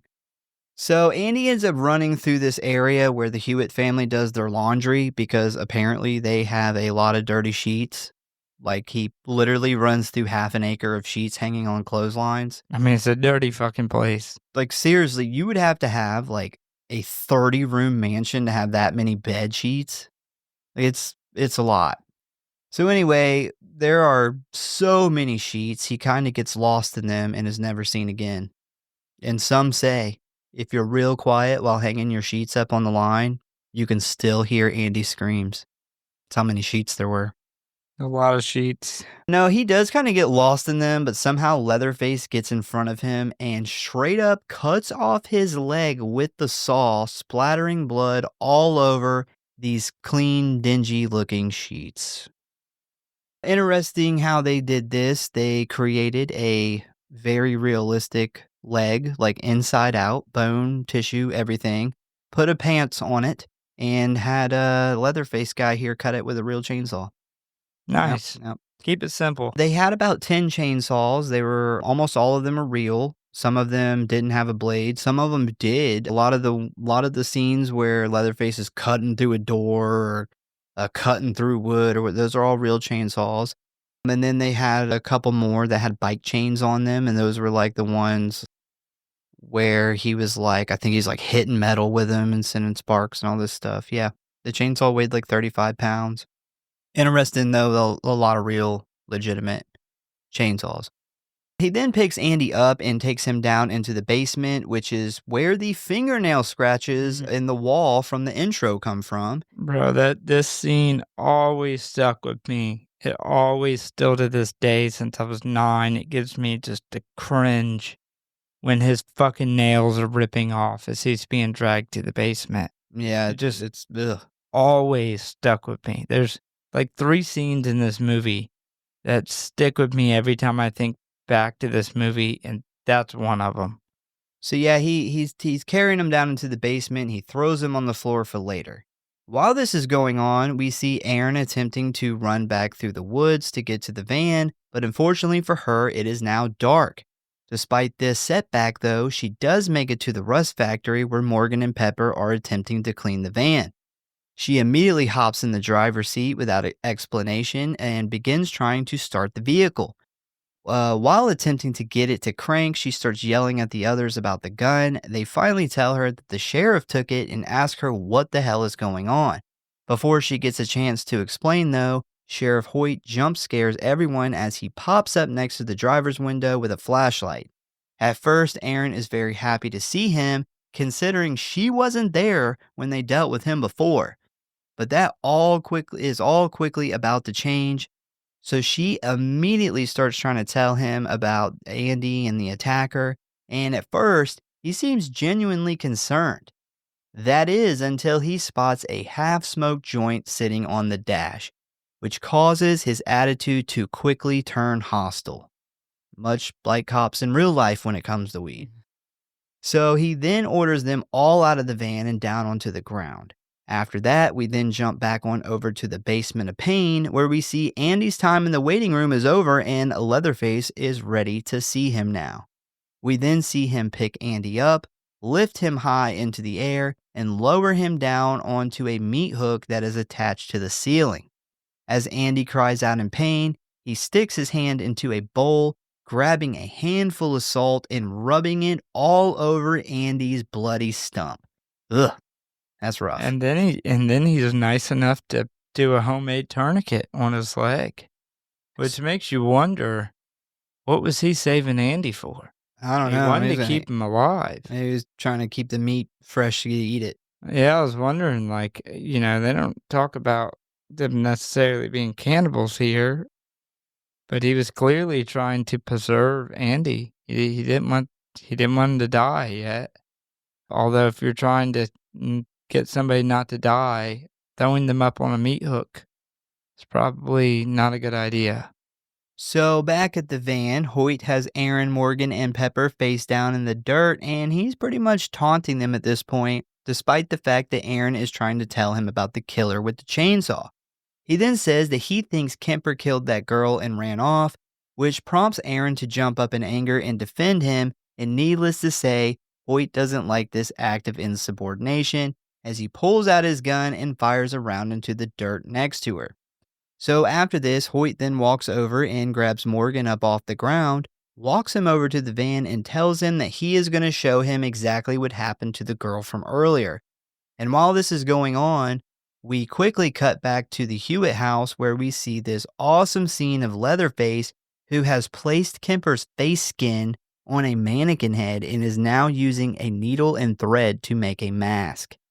And right as he is finishing up, he removes his current mask, and this is where we see that he has a deformed face and seems to be missing his nose. I personally think it was a huge mistake showing his face. I'm pretty impartial on the face. I'll say if you're going to show the face, make it look fucked up, make it look scary, and they did that. It was a creepy face. It doesn't bother me that much. I love this scene, and maybe I look past that because of this, of him sewing up Kemper's fucking face. That is I cool, love that. but I fucking loved it. I think they should have left his mask on. Oh yeah, I forgot to tell you about his mask. So I never noticed it until the guy who made the mask, in the interview with him.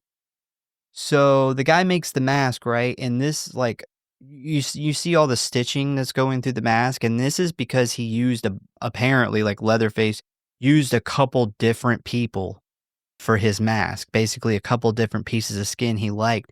And if you look on the left side, so it would be Leatherface's right side, but our left, if you look at the bottom part of the mask, it's actually a woman's mouth. Yeah, so that is that whole, like, basically jaw to his collarbone is a woman's face, or bottom half of her face. It's really This cool. this is my favorite version and look of Leatherface. It's my favorite mask that he has throughout any of the movies. And this is something we've talked about doing like the videos and stuff and doing some like rankings of these franchises as far as like the best looking Jasons or the best looking Yeah, yeah. Leatherfaces. And this is one I want to do coming up. I know we keep talking about that. We do have all the equipment now for it and just testing some things out. So those videos will be coming shortly, and that is one that I definitely want to cover. Yeah, I don't even know all of the Leatherface masks because there's been so many Texas Chainsaw Massacre movies now. I don't even think I've seen them all at this point. There's been some shitty ones and like that 3D one they did, and they've done some bad ones. But yeah, I'd like to compile every single one and was do a tier list Yeah, it's or interesting. ranking list on best ones. But I have a feeling this is just gonna take my number one spot, and this mask is awesome. So back at the van, Hoyt makes Morgan sit in the exact spot the girl was sitting in when she killed herself, which, I want to remind you, is still soaked in her blood and still has chunks of her scalp and brain in the seat. Hoyt then pulls the same exact gun she used from his ankle holster and forces Morgan to take it, demanding him to reenact how she did it, meaning he must put the gun in his mouth, which there is no fucking way in hell I am doing this at all. This scene is, I mean, Arlie Army, of course, does his part fantastic, but the guy who plays Morgan does this scene like his acting is on point He, too. Their chemistry in this scene is fantastic. Like this scene is very memorable because of how the impact it had because of both of them. he he originally didn't even get the part. Yeah, he actually had to he had to dress up like he was from the 70s and try again, and they gave him the part. And then for this specific scene, they probably shot it like 10 times, but every single time he actually would stick the gun so far in his mouth it would make him puke. And that's why you see like all this drool and spit coming out of his mouth while he's holding the gun in there. That is actually like him kind of holding back a puke. But he was so dedicated, he was like, I want to make it realistic. So yeah, he did a real good job. Yeah, you can feel it in this scene, man. This scene could go. It could be an all right scene in most movies, but these two together in that van really, really, really sets a strong tone. So Morgan puts the gun in his mouth and he's practically begging Hoyt to stop. But that's not going to happen because you can tell Hoyt is loving this shit. Aaron, fearing whatever is happening in the van probably isn't good, jumps up and yells for Morgan, prompting Hoyt to turn and yell for her to get back on the ground. And right as this happens, Morgan gets a backbone as he pulls the gun from his mouth and points it in Hoyt's face, telling him to get on the ground. This causes this whole situation to erupt into a shit show because Hoyt is telling him to do it, Aaron is begging him not to shoot the sheriff, and Pepper is screaming for him to pull the trigger. So a lot of craziness going on here. And we get this whole buildup of all this yelling, and finally Morgan makes up his mind as he pulls the trigger, but instead of hearing a gunshot, we just hear a click because it turns out Hoyt unloaded the gun before he gave it to Morgan. Despite the fact that Morgan just tried to kill him, this doesn't really faze Hoyt, who then pulls his main gun and forces Morgan out of the van, making sure to grab the keys on the way out. He then puts Morgan in the back of his cop car and drives off, leaving the girls behind. While driving down the road, we see him bust out Morgan's 2 front teeth with a bottle of whiskey and radio to someone about the girls still at the van. Hoyt then arrives at the Hewitt residence where he forces Morgan out of the car and begins brutally beating him. And this is where it is revealed that Sheriff Hoyt and Leatherface are somehow connected. We then jump back on over to Aaron and Pepper, who are currently trying to hotwire the van, And as soon as Aaron gets it started and they begin moving forward, the 2 front tires pop off, leaving the girls completely stranded. And before they can even process what just happened, a chainsaw cranks up behind them and begins cutting at the back of the window. Now, finally get to say my theory. So, they put the stick there, and while they were all over there fucking around the car, they were loosening the fucking tires. That's when that happened. That's the only time there was nobody at that van. Yeah, I guess that's a good point. Yep, I think that was the whole reason of luring them out there, was to make it to where even if they got back to the van with the keys somehow, they still wouldn't be able to leave. All they had to do is loosen the lug nuts enough. Car moves 10 feet, fucking wheels fall off. Yeah. Yep. Yeah, that's a good point. Yeah, I can't believe it took me that long to realize that, but I'm pretty positive that's what happened. Well, I thought about when that would have happened, and I just assumed it was earlier on than that, or when the sheriff had them laying down. Maybe he did it real quick. I guess to do multiple tires, to do one tire, it wouldn't take very long. If you had 3 people laying on their face in the front of a vehicle, you could probably get it done pretty quick. But yeah, that definitely, that theory makes more sense.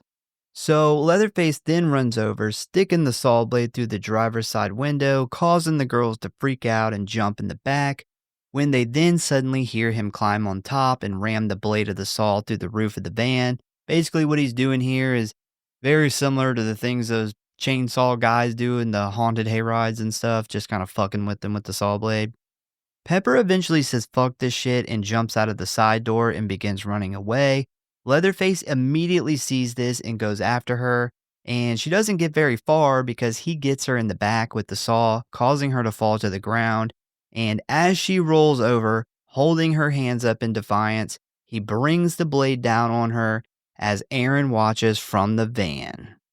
And we see here that the van's headlights are still on and pointed right at Leatherface and Pepper. And after he kills her, he then slowly turns around to look at Aaron, and this is where she sees that he is wearing her boyfriend Kemper's face. Talk about fucking awesome. What a great reveal that was. This scene is fucking iconic. This is, when I said there's a couple scenes that stick out in my head, this is the number one. For one, how savage. Like, he literally looks back and he has her boyfriend's fucking face on. But the way the cinematography set it up, where the fucking headlights are shining directly on him when he looks back and he has that mask on. The first time I seen this as a kid, I didn't even put together that it was the boyfriend. It just freaked me out so much that his face, like he had put this different face on it, and it just doesn't quite fit right. Yeah, it's too And small. yeah, and it was like, it's just so creepy. Yeah, I think that this is the best shot of the entire movie. Yeah, it's my favorite scene of the movie, and I think one thing that really adds to the scene is it is an actual cast of the actor's face. And that's why it's almost like, because that actor has a very long, skinny face, and that's why it doesn't fit this other guy's face very well, but that's realistic. Like, you really took someone's fucking skin, it probably wouldn't fit you. Yeah, it's great, man. I love this. I really wish that he would have kept this mask through the movie. Yeah, But I wondered why he switched back, and it seems like he had put that mask on specifically just to troll her, but it obviously, like, maybe he just didn't have. Maybe it's like when you put on a Halloween mask that's shitty and you can't see very well out of it. You don't have peripheral vision. He hasn't gotten used to killing in it yet. So he's like, all right, I got my reveal. well, I will tell you that the actor hated the mask because it was made out of a latex, and he said that it was really hot, really uncomfortable, and he couldn't see out of it almost at all. So maybe that's exactly what I just said, but essentially in real life, Yeah. Leatherface is like, okay, I trolled this bitch. Let me get Yeah. this thing off. So Aaron immediately recognizes this and takes off running in the opposite direction into the woods. I do love the huge plumes of smoke from the chainsaw while he's running through the woods. It's a great touch. So Aaron ends up getting away, probably because Leatherface can't fucking see anything because of all the chainsaw smoke. But she ends up finding this old shitty looking trailer with the lights on. So she runs up to the door and begins banging on it, begging for help, when finally a lady lets her in. Once inside, we see it's just this like methed out looking lady and another lady who obviously frequents that barbecue gas station like multiple times a day because she's almost bigger than the trailer. Yeah, that fucking poor seat. Yeah. That seat's got it worse than anybody who gets killed in this movie. So, right off the bat, this shit is weird because these two ladies don't really seem all that surprised that this strange girl just ran into their place yelling about a killer chainsaw guy. And they're just like, oh, just sit down, have a cup of tea. And she's like, I need to use your phone, to which they inform her that they don't have one. Phones are just a hassle. Which, she ain't wrong. Aaron then starts telling them that they need to be quiet before he hears them, and the methed out lady says that he knows better than to be messing around here. So obviously, they know who she is talking about. She then starts telling Aaron about how basically the whole town has sympathy for Leatherface because he's got the skin disease when he's a kid, and he's always been sweet and keeps to himself. I guess like the town outlook on the whole thing is like, as long as he kills like piece of shit hippie stoner city folk, they're cool with it. Well, it's like they feel bad for him because he has like this fucked up face and he was made fun of a lot for it, and this is just how he grew up to take revenge on people. I guess. So I mean, she even asked like, "Did you see his face?" I'd be like, "No, I didn't see his fucking face. He was wearing the mask of my dead fucking boyfriend. What Yeah. do you mean? I didn't know. I didn't look at his fucking face." So this information is pretty shocking to Aaron, who doesn't really know what to say.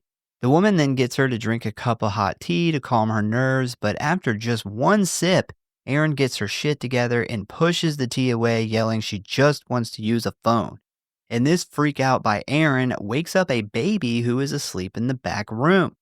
So one of the women go back there and starts trying to feed this child a can of old baked beans from the fridge. And while this is happening, Aaron notices the same picture of the family they saw in the jar of piss earlier.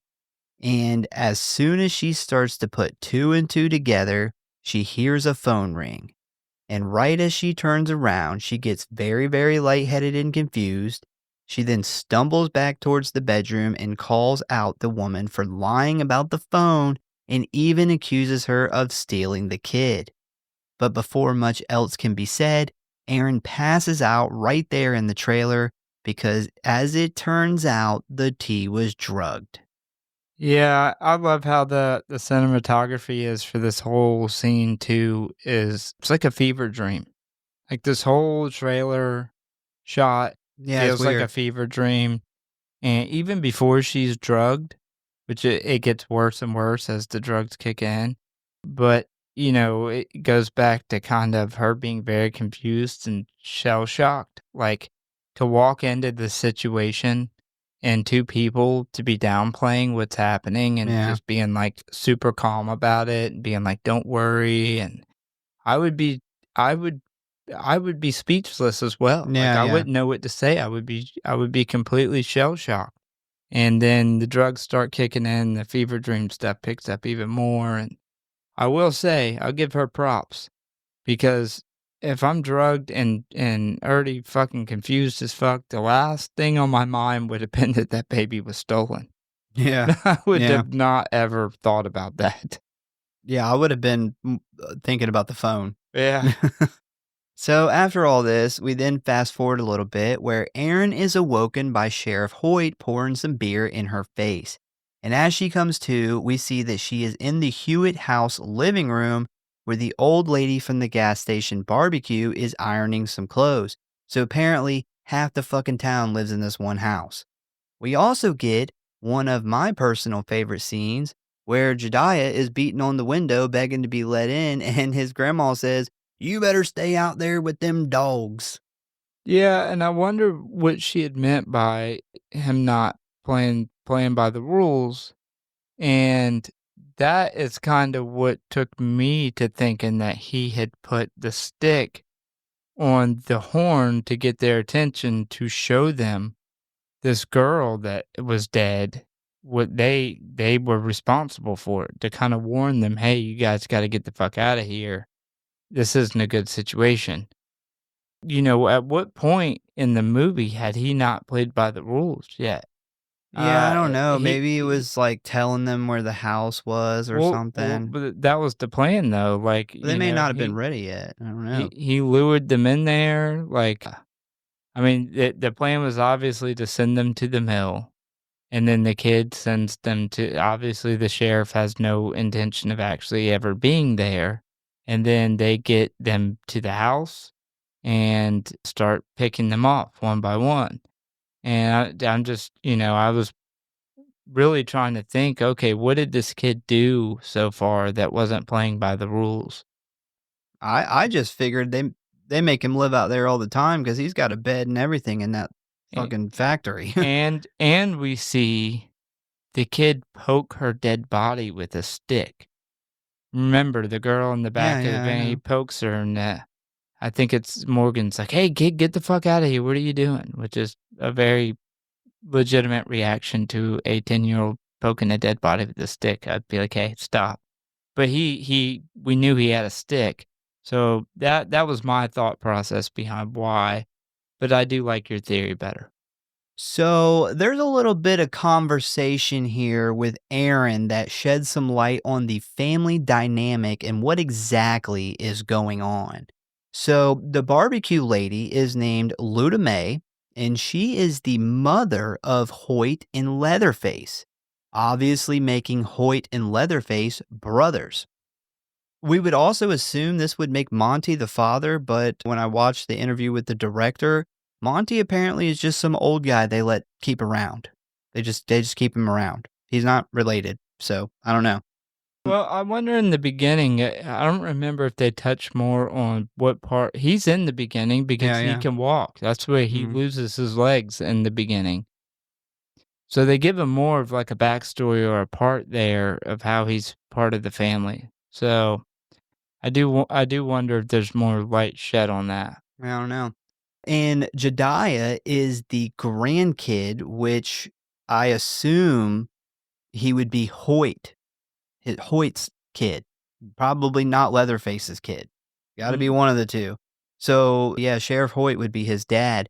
And another interesting thing I found out from the director is a crazy meth lady who stole the kid. That is Hoyt's sister. This is Hoyt and Leatherface's sister. That's their Ah. sister. Yeah.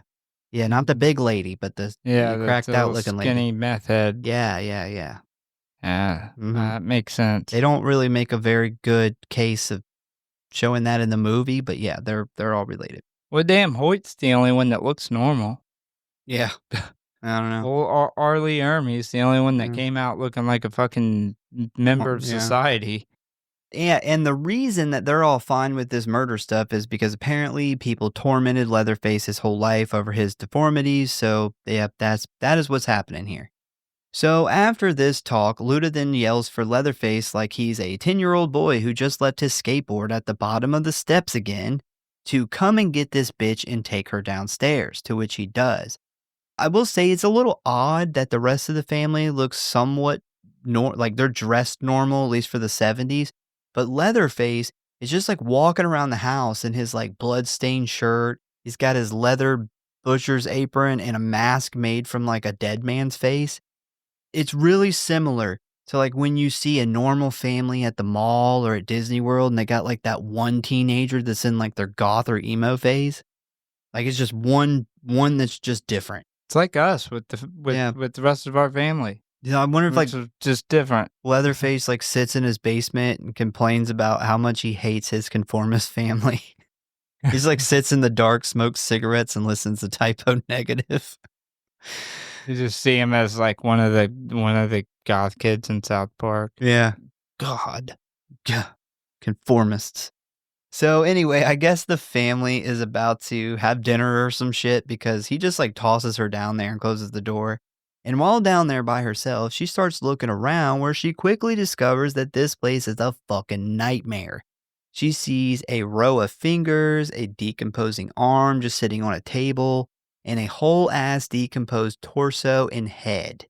While looking around, though, she finally spots Andy, who is just hanging out, looking like Jesus Christ Superstar, and surprisingly, he is still alive. She tries to help him off the hook, but unfortunately, she just kind of makes it worse before he finally gives up, telling her that he's already dead and to please just finish him off. At first, she says no, but after about 8 seconds of begging, she caves. She didn't hold out for very long. I feel like she could have gotten Andy down. She didn't try very hard to get Andy down. I kind of felt bad for Andy. Well, he Like, wanted it. I know he, well, yeah, you're in misery. You want to die. And he probably wouldn't have made it very far on one leg. But I, I do wish you to put a little more effort into trying to get him down. Like, she could have grabbed one of the 10,000 things there probably was down there to stand on to get herself a little higher or Yeah. to give him leverage or something. But one really cool thing about this scene that I never noticed, man, is there's a lot of religious imagery and metaphors yeah. here.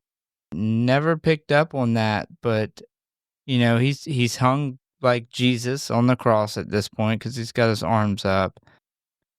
And she literally, like, after she stabs him, like, she even, like, looks down at his bloody foot and, like, bows and asks for forgiveness for having to, like, put him out of his misery, like a mercy killing.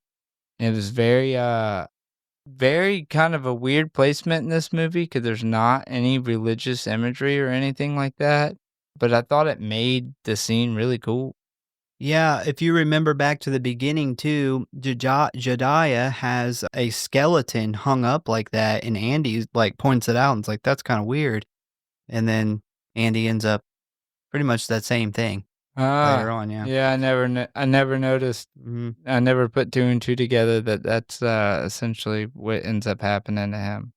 So she ends up grabbing this big ass butcher knife and stabbing him in the stomach, which, if you're ever put in the situation where you got to mercy kill your friend, don't stab him in the stomach. The most painful fucking place And it you could have done. Takes And then a long time too. and then you do it in the slowest way possible. Like, she didn't even, like, shank a motherfucker. No. She slowly put it in there like she was, like, cutting an ice cream cake. I know we've said it in the past on the show. When you're unsure, go by zombie rules. Never fails. Get him in the head. Yeah. So, yeah, she stabs him, which causes her to get like drenched in her blood. But he dies instantly, and now she's got to figure out how to escape this basement. And while looking for a way out, she stumbles upon a bathtub with a still alive but very badly beaten Morgan. So she gets him out, and baby Gary Busey shows up and says, "Hey, follow me, I can get you out." But we see that Leatherface has been watching Aaron through the floorboards this whole time, and he is not happy to see that his dirty nephew / possible son is helping his captives escape. So he goes after them. So they start following Jediah through this fucking maze tunnel thing that leads out of the basement. And Leatherface comes charging down the stairs with the chainsaw revving. They finally make it to the steps, but right as Aaron is reaching the door, Leatherface grabs her leg, prompting Jediah to bite his hand, forcing him to let her go. One bite from those nasty ass teeth will send you to your grave. Yeah, those are not a pair of teeth you want to get bit by. So they end up popping out of this hatch in the middle of this field, and before Leatherface can chase after them, Aaron blocks the door shut, which isn't going to last too long considering he has a fucking chainsaw, but it will buy them some time. So Aaron and Morgan end up trying to hide in this old abandoned shack behind the Rust factory, but are pretty quickly discovered by Leatherface. And when he goes to kill Aaron, he gets attacked by Morgan, who, despite having his hands still tied, puts up a pretty decent fight. Unfortunately, though, Leatherface lifts him into the air using his tied hands to hang him on a chandelier and saws him in half from the nuts up, which was a way better kill. The actual filming of it was way better. They actually dumped a bunch of real guts and stuff. And it wasn't the MPAA that cut it, it was the fucking director. Yeah. What? Yeah, he said that he didn't want to have unneeded gore in it. So, Unneeded. but you The dude can. literally gets cut. He literally gets fucking hung up and cut with a chainsaw. How much gore do you think they would be? You can see the actual kill on the deleted scenes though, and it looks way better. Yeah, whenever I was watching this, that is the one kill that I was like, It's so wasted. I remember this being better. I was like, am I watching the wrong version of this? Yeah. Am I watching like the theatrical? And I even looked and I'm like, no, this is the version. That kill could have been so fucking awesome. And the fact that it was, and I just figured the MPAA fucking cut it up. Very surprised to hear that was the director's decision.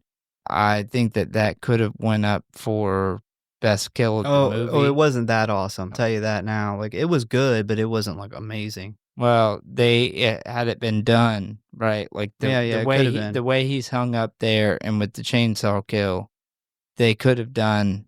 It would have been one of the better kills of the movie. Very disappointing. Do you think it's funny that she ran in there and she hid him in a closet and then hid in a better hiding space after that?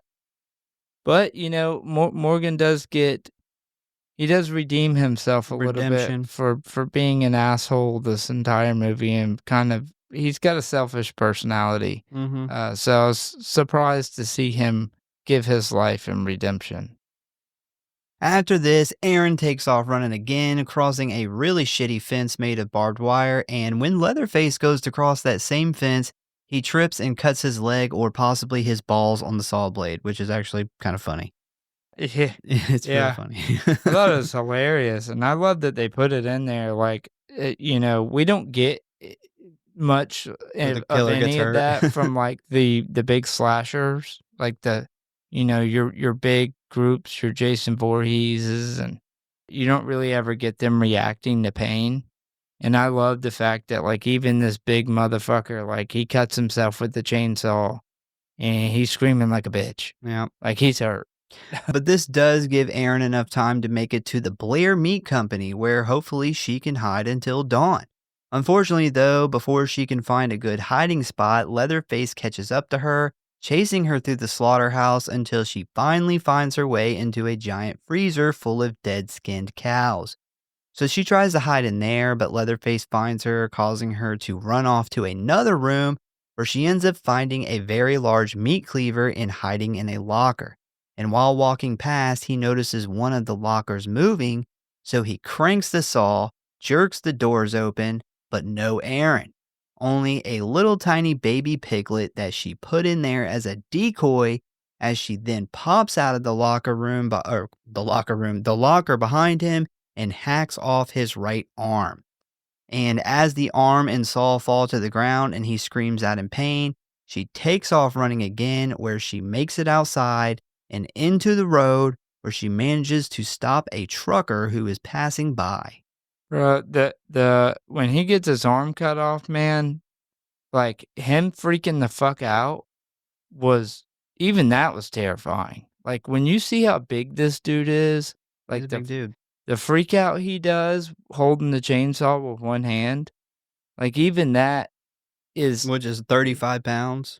Man, yeah. Even that is fucking terrifying. I thought the actor who played that part, that whole freak out, was done really, really good.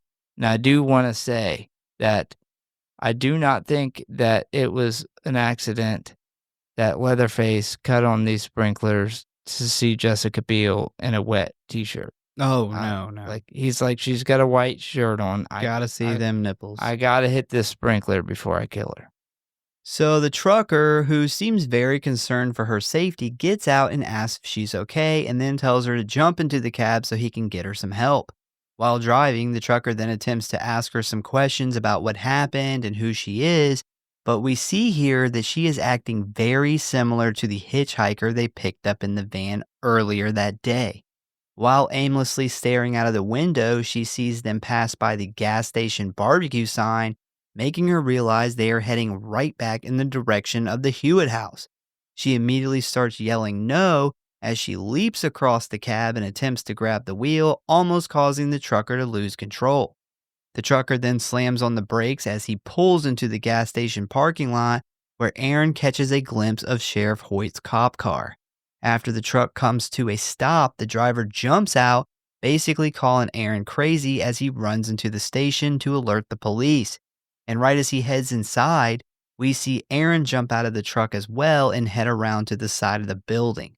As the trucker beats on the door, telling the people inside about the crazy girl he just picked up, Aaron peers through a side window where she sees Luda, Hoyt, that crazy meth lady from the trailer, and the baby they stole. Luda May and the truck driver inform Hoyt about the girl, and he immediately knows it must be Aaron. So while Luda May, the truck driver, and the meth trailer lady stand on the porch of the gas station, Hoyt grabs his gun and slowly approaches the truck. Methed out trailer lady then heads back inside to check on the baby when she suddenly notices he's gone. As Hoyt cautiously approaches the doors of the truck, we get some close-up shots of a panicked Aaron attempting to hotwire a vehicle when suddenly Hoyt swings open the semi-truck door only to reveal that Aaron isn't there. And right as he turns to look down the road, he gets blasted by his own police car as Aaron runs him right the fuck over, screaming "fuck you" as she then slams on the brakes, puts the car in reverse, and runs him over again. She then places the car back into drive and hits him for a third time, making sure he is dead, as she then drives off with the stolen baby in the passenger seat. And right as it seems Aaron has escaped, the saw blade hits the side of the police car, sending sparks everywhere and causing Aaron to scream in fear. We then get an outside shot of this as the car keeps on going, and a now one-armed Leatherface stands in the middle of the road clutching his chainsaw. We then cut back to the old black and white found police footage we saw in the beginning of the movie where the two cops are heading down into the basement. The two officers are kind of doing like a video of the crime scene and all the evidence they found down there. And while heading towards the back of the room, towards the furnace, we suddenly hear a loud growl as the cop in front screams and falls to the floor, knocking the cameraman down with him.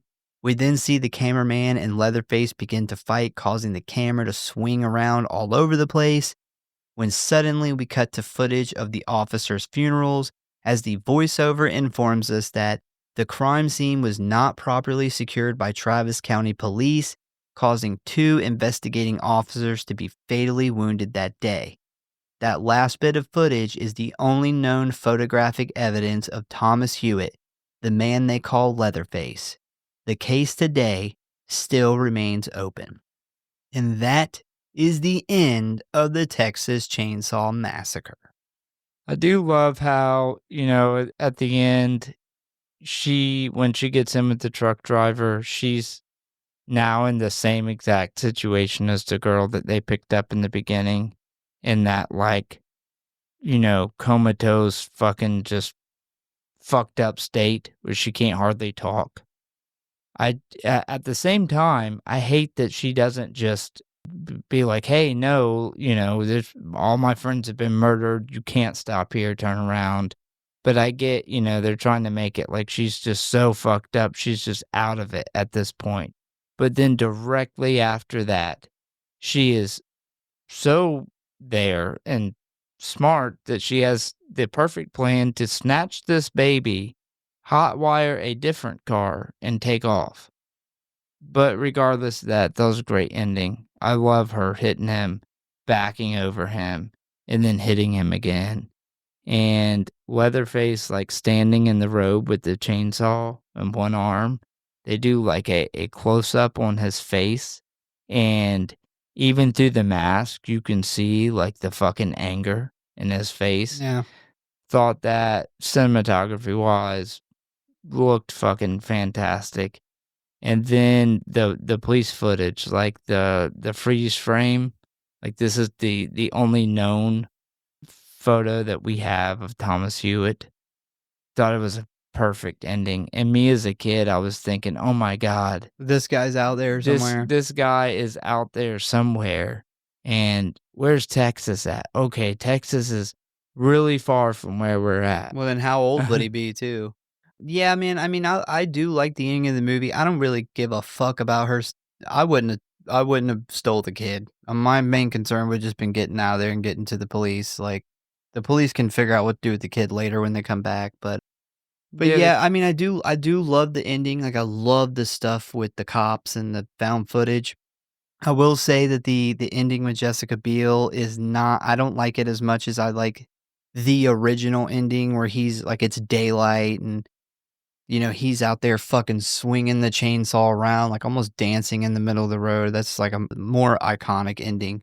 But this wasn't bad. I just don't really care about the baby thing, stealing the baby. But I do like how what she does to Hoyt. Yeah, I like that. Obviously, the original ending of him doing the same chainsaw dance in the road in the daylight, that's fucking iconic. You know, when you think of the original Texas Chainsaw Massacre, that scene there, even people who haven't seen that movie generally know that scene. But I do think they did a really good job showing it when they hone in on his face, like showing the anger. And it's fucking scary. Like it is, as a 8-9-year-old me, like seeing that anger in his face and then capping it off with the actual police footage and, well, the supposed actual police footage and them doing the freeze frame where you get like part of his face. Which is the cover. Yeah. Which they made a huge mistake with the Blu-ray, the new versions, because they don't use the original artwork. No. I think that's a mistake, but. Yeah, I agree. I think the original cover was better. But yeah, I remember being a kid and just being like, "Oh my God." Well, you're also not expecting it. There. Yeah. It's like a jump scare, and it's a greatly timed jump scare. And you think in the beginning of this movie, like the police going down there and their video in the aftermath of all this, you don't think that the police are going to be murdered in this video, and you get to see the end of this found footage, and these cops were fucking killed by him before he escaped and got the fuck up out of there. Yeah, I love everything about the ending except for the fact that she gets in with the truck driver and is in the same catatonic state where she can't really talk, but then immediately after that has the awareness to sneak in the back, steal the baby, hotwire a different car, and then take off. Like, you wouldn't go from catatonic to super fucking just sharp and smart that fast. But either way, great ending. Yeah, I pretty much went through all my facts throughout the movie, so we'll just jump straight to ratings and kill count. So we got a total amount of kills of 8. We got the hitchhiker girl who shot herself in the mouth, a Kemper who has had his head bashed in with a hammer, Pepper, death by chainsaw, Andy had his leg cut off and then stabbed by Aaron, Morgan, who was cut in two by the chainsaw, Sheriff Hoyt, who was ran over by Aaron, and then Police Officer 1, Police Officer 2, both killed by Leatherface somehow. All right, so favorite kill, and I'm up first. Obviously, Hitchhiker Girl. Fantastic, amazing kill, amazing effects. My second favorite was, what's her name? Pepper. Not because of the kill, but because of the fucking mask reveal, man. Yeah, I'll give you that. I had a hard time on my second just because we don't get as much of seeing some of the kills as I think we should. Like there was a couple kills, like her kill, for example. We could have seen more of that. Yeah. And I do wish we would have. I mean, I like Kemper's kill better. It is brutal. But man, that face reveal, that turn and revealing that face is what makes that kill good. Yeah, I think that's a good point. I like that. I like that for reasoning because I didn't even consider Peppers because it's not a Yeah. good kill, but the iconic turnaround, that's good. I went with Hitchhiker, Suicide Girl in the beginning, obviously. We went over that earlier. That whole fucking scene just set the fucking tone for this movie. It was awesome. The effects were awesome, and the cinematography for it was awesome. My second, I actually went with Andy because the whole journey of his death, the leg getting cut off looks awesome. Him getting put on that the meat hook was brutal. The scenes of him trying to get off of the meat hook and then falling back on it was brutal. And then, although Leatherface isn't the one that kills him, I really love the kill because of the religious imagery and metaphor for it. Like he's literally up there, like he's crucified, and she is literally like at his feet as the blood is running down his foot and, asking his forgiveness. And it was it was something I never noticed in the movie before. But yeah, his whole journey to get to that point made it a solid 2 for me. All right, so rating. I gave this movie a 4.2. Like I said, I don't like it as much as the original. The original's so gritty and raw, and I really like that. But there's a lot of stuff I like about this movie.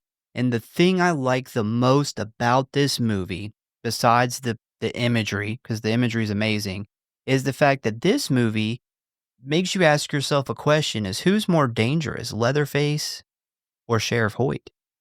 Or the family in general. The family in general, Yeah. as together, is really dangerous, but when you really look at the two that are kind of the spearheads of killing, it's Hoyt and Leatherface. And one advantage Hoyt has is not only does he look regular, but he is also in a position of authority. So he is very dangerous. Yeah. Man, I'll put him in there, group him in with the family, because there's the scene in the kitchen where she is talking about, like, yeah, I know this bitch's type. Like, she's the kind that, criticized my boy. This shows Leatherface. The one time in the movie it shows him, like, with emotion. He's actually sitting up against the wall, covering his ears, like he doesn't wanna Being hear the emo.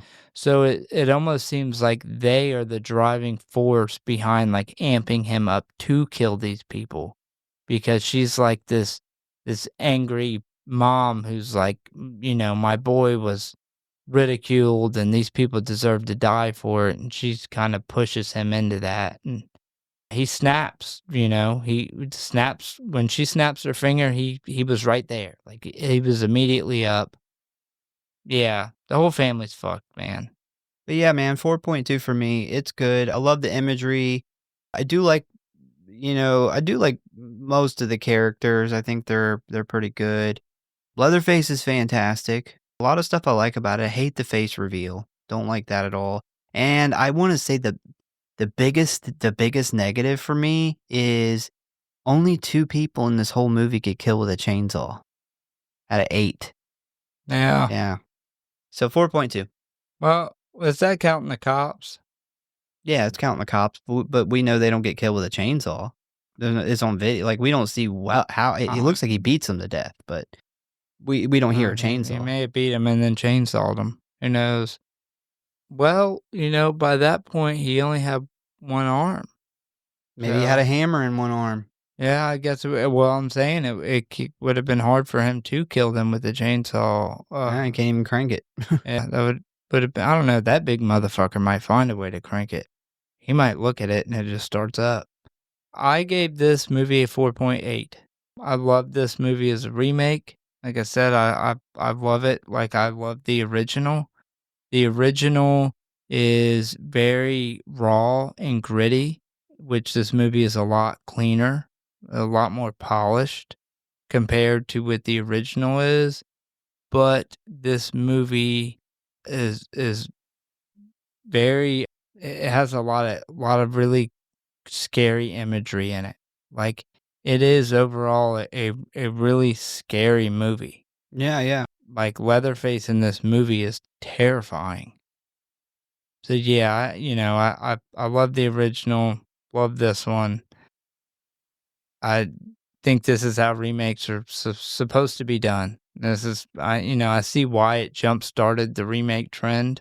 Unfortunately, they don't all go this good.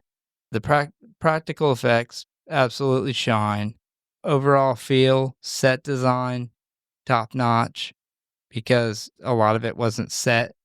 Like we talked about, whenever you do like the house on location, you can be the best set designer in the world, but you can't give a house the character that time.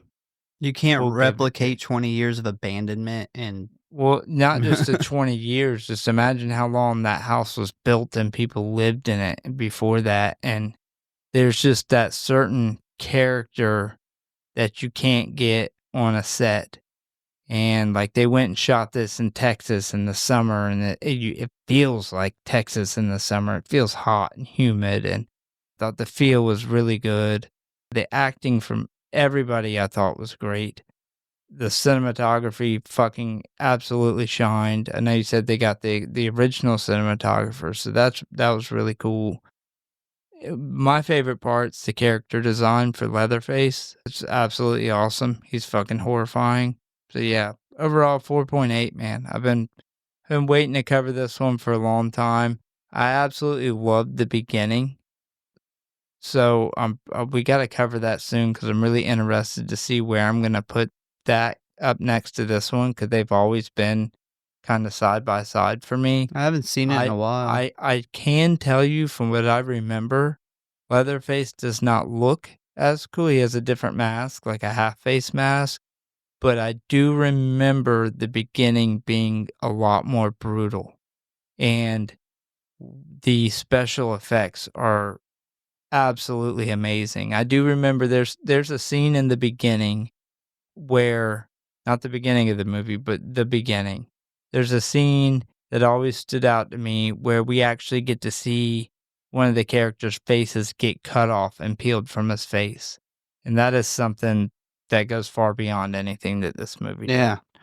Well, that is our take on the Texas Chainsaw Massacre from 2003. Once again, we thank you guys for listening. Please give us a follow or like if you enjoy the show. Check out the website. Check out the shop. Get you some t-shirts and check out the socials. Tell a friend, a family member, or a severely traumatized hitchhiker with a gun in her vag about the show. And we hope to see you next time.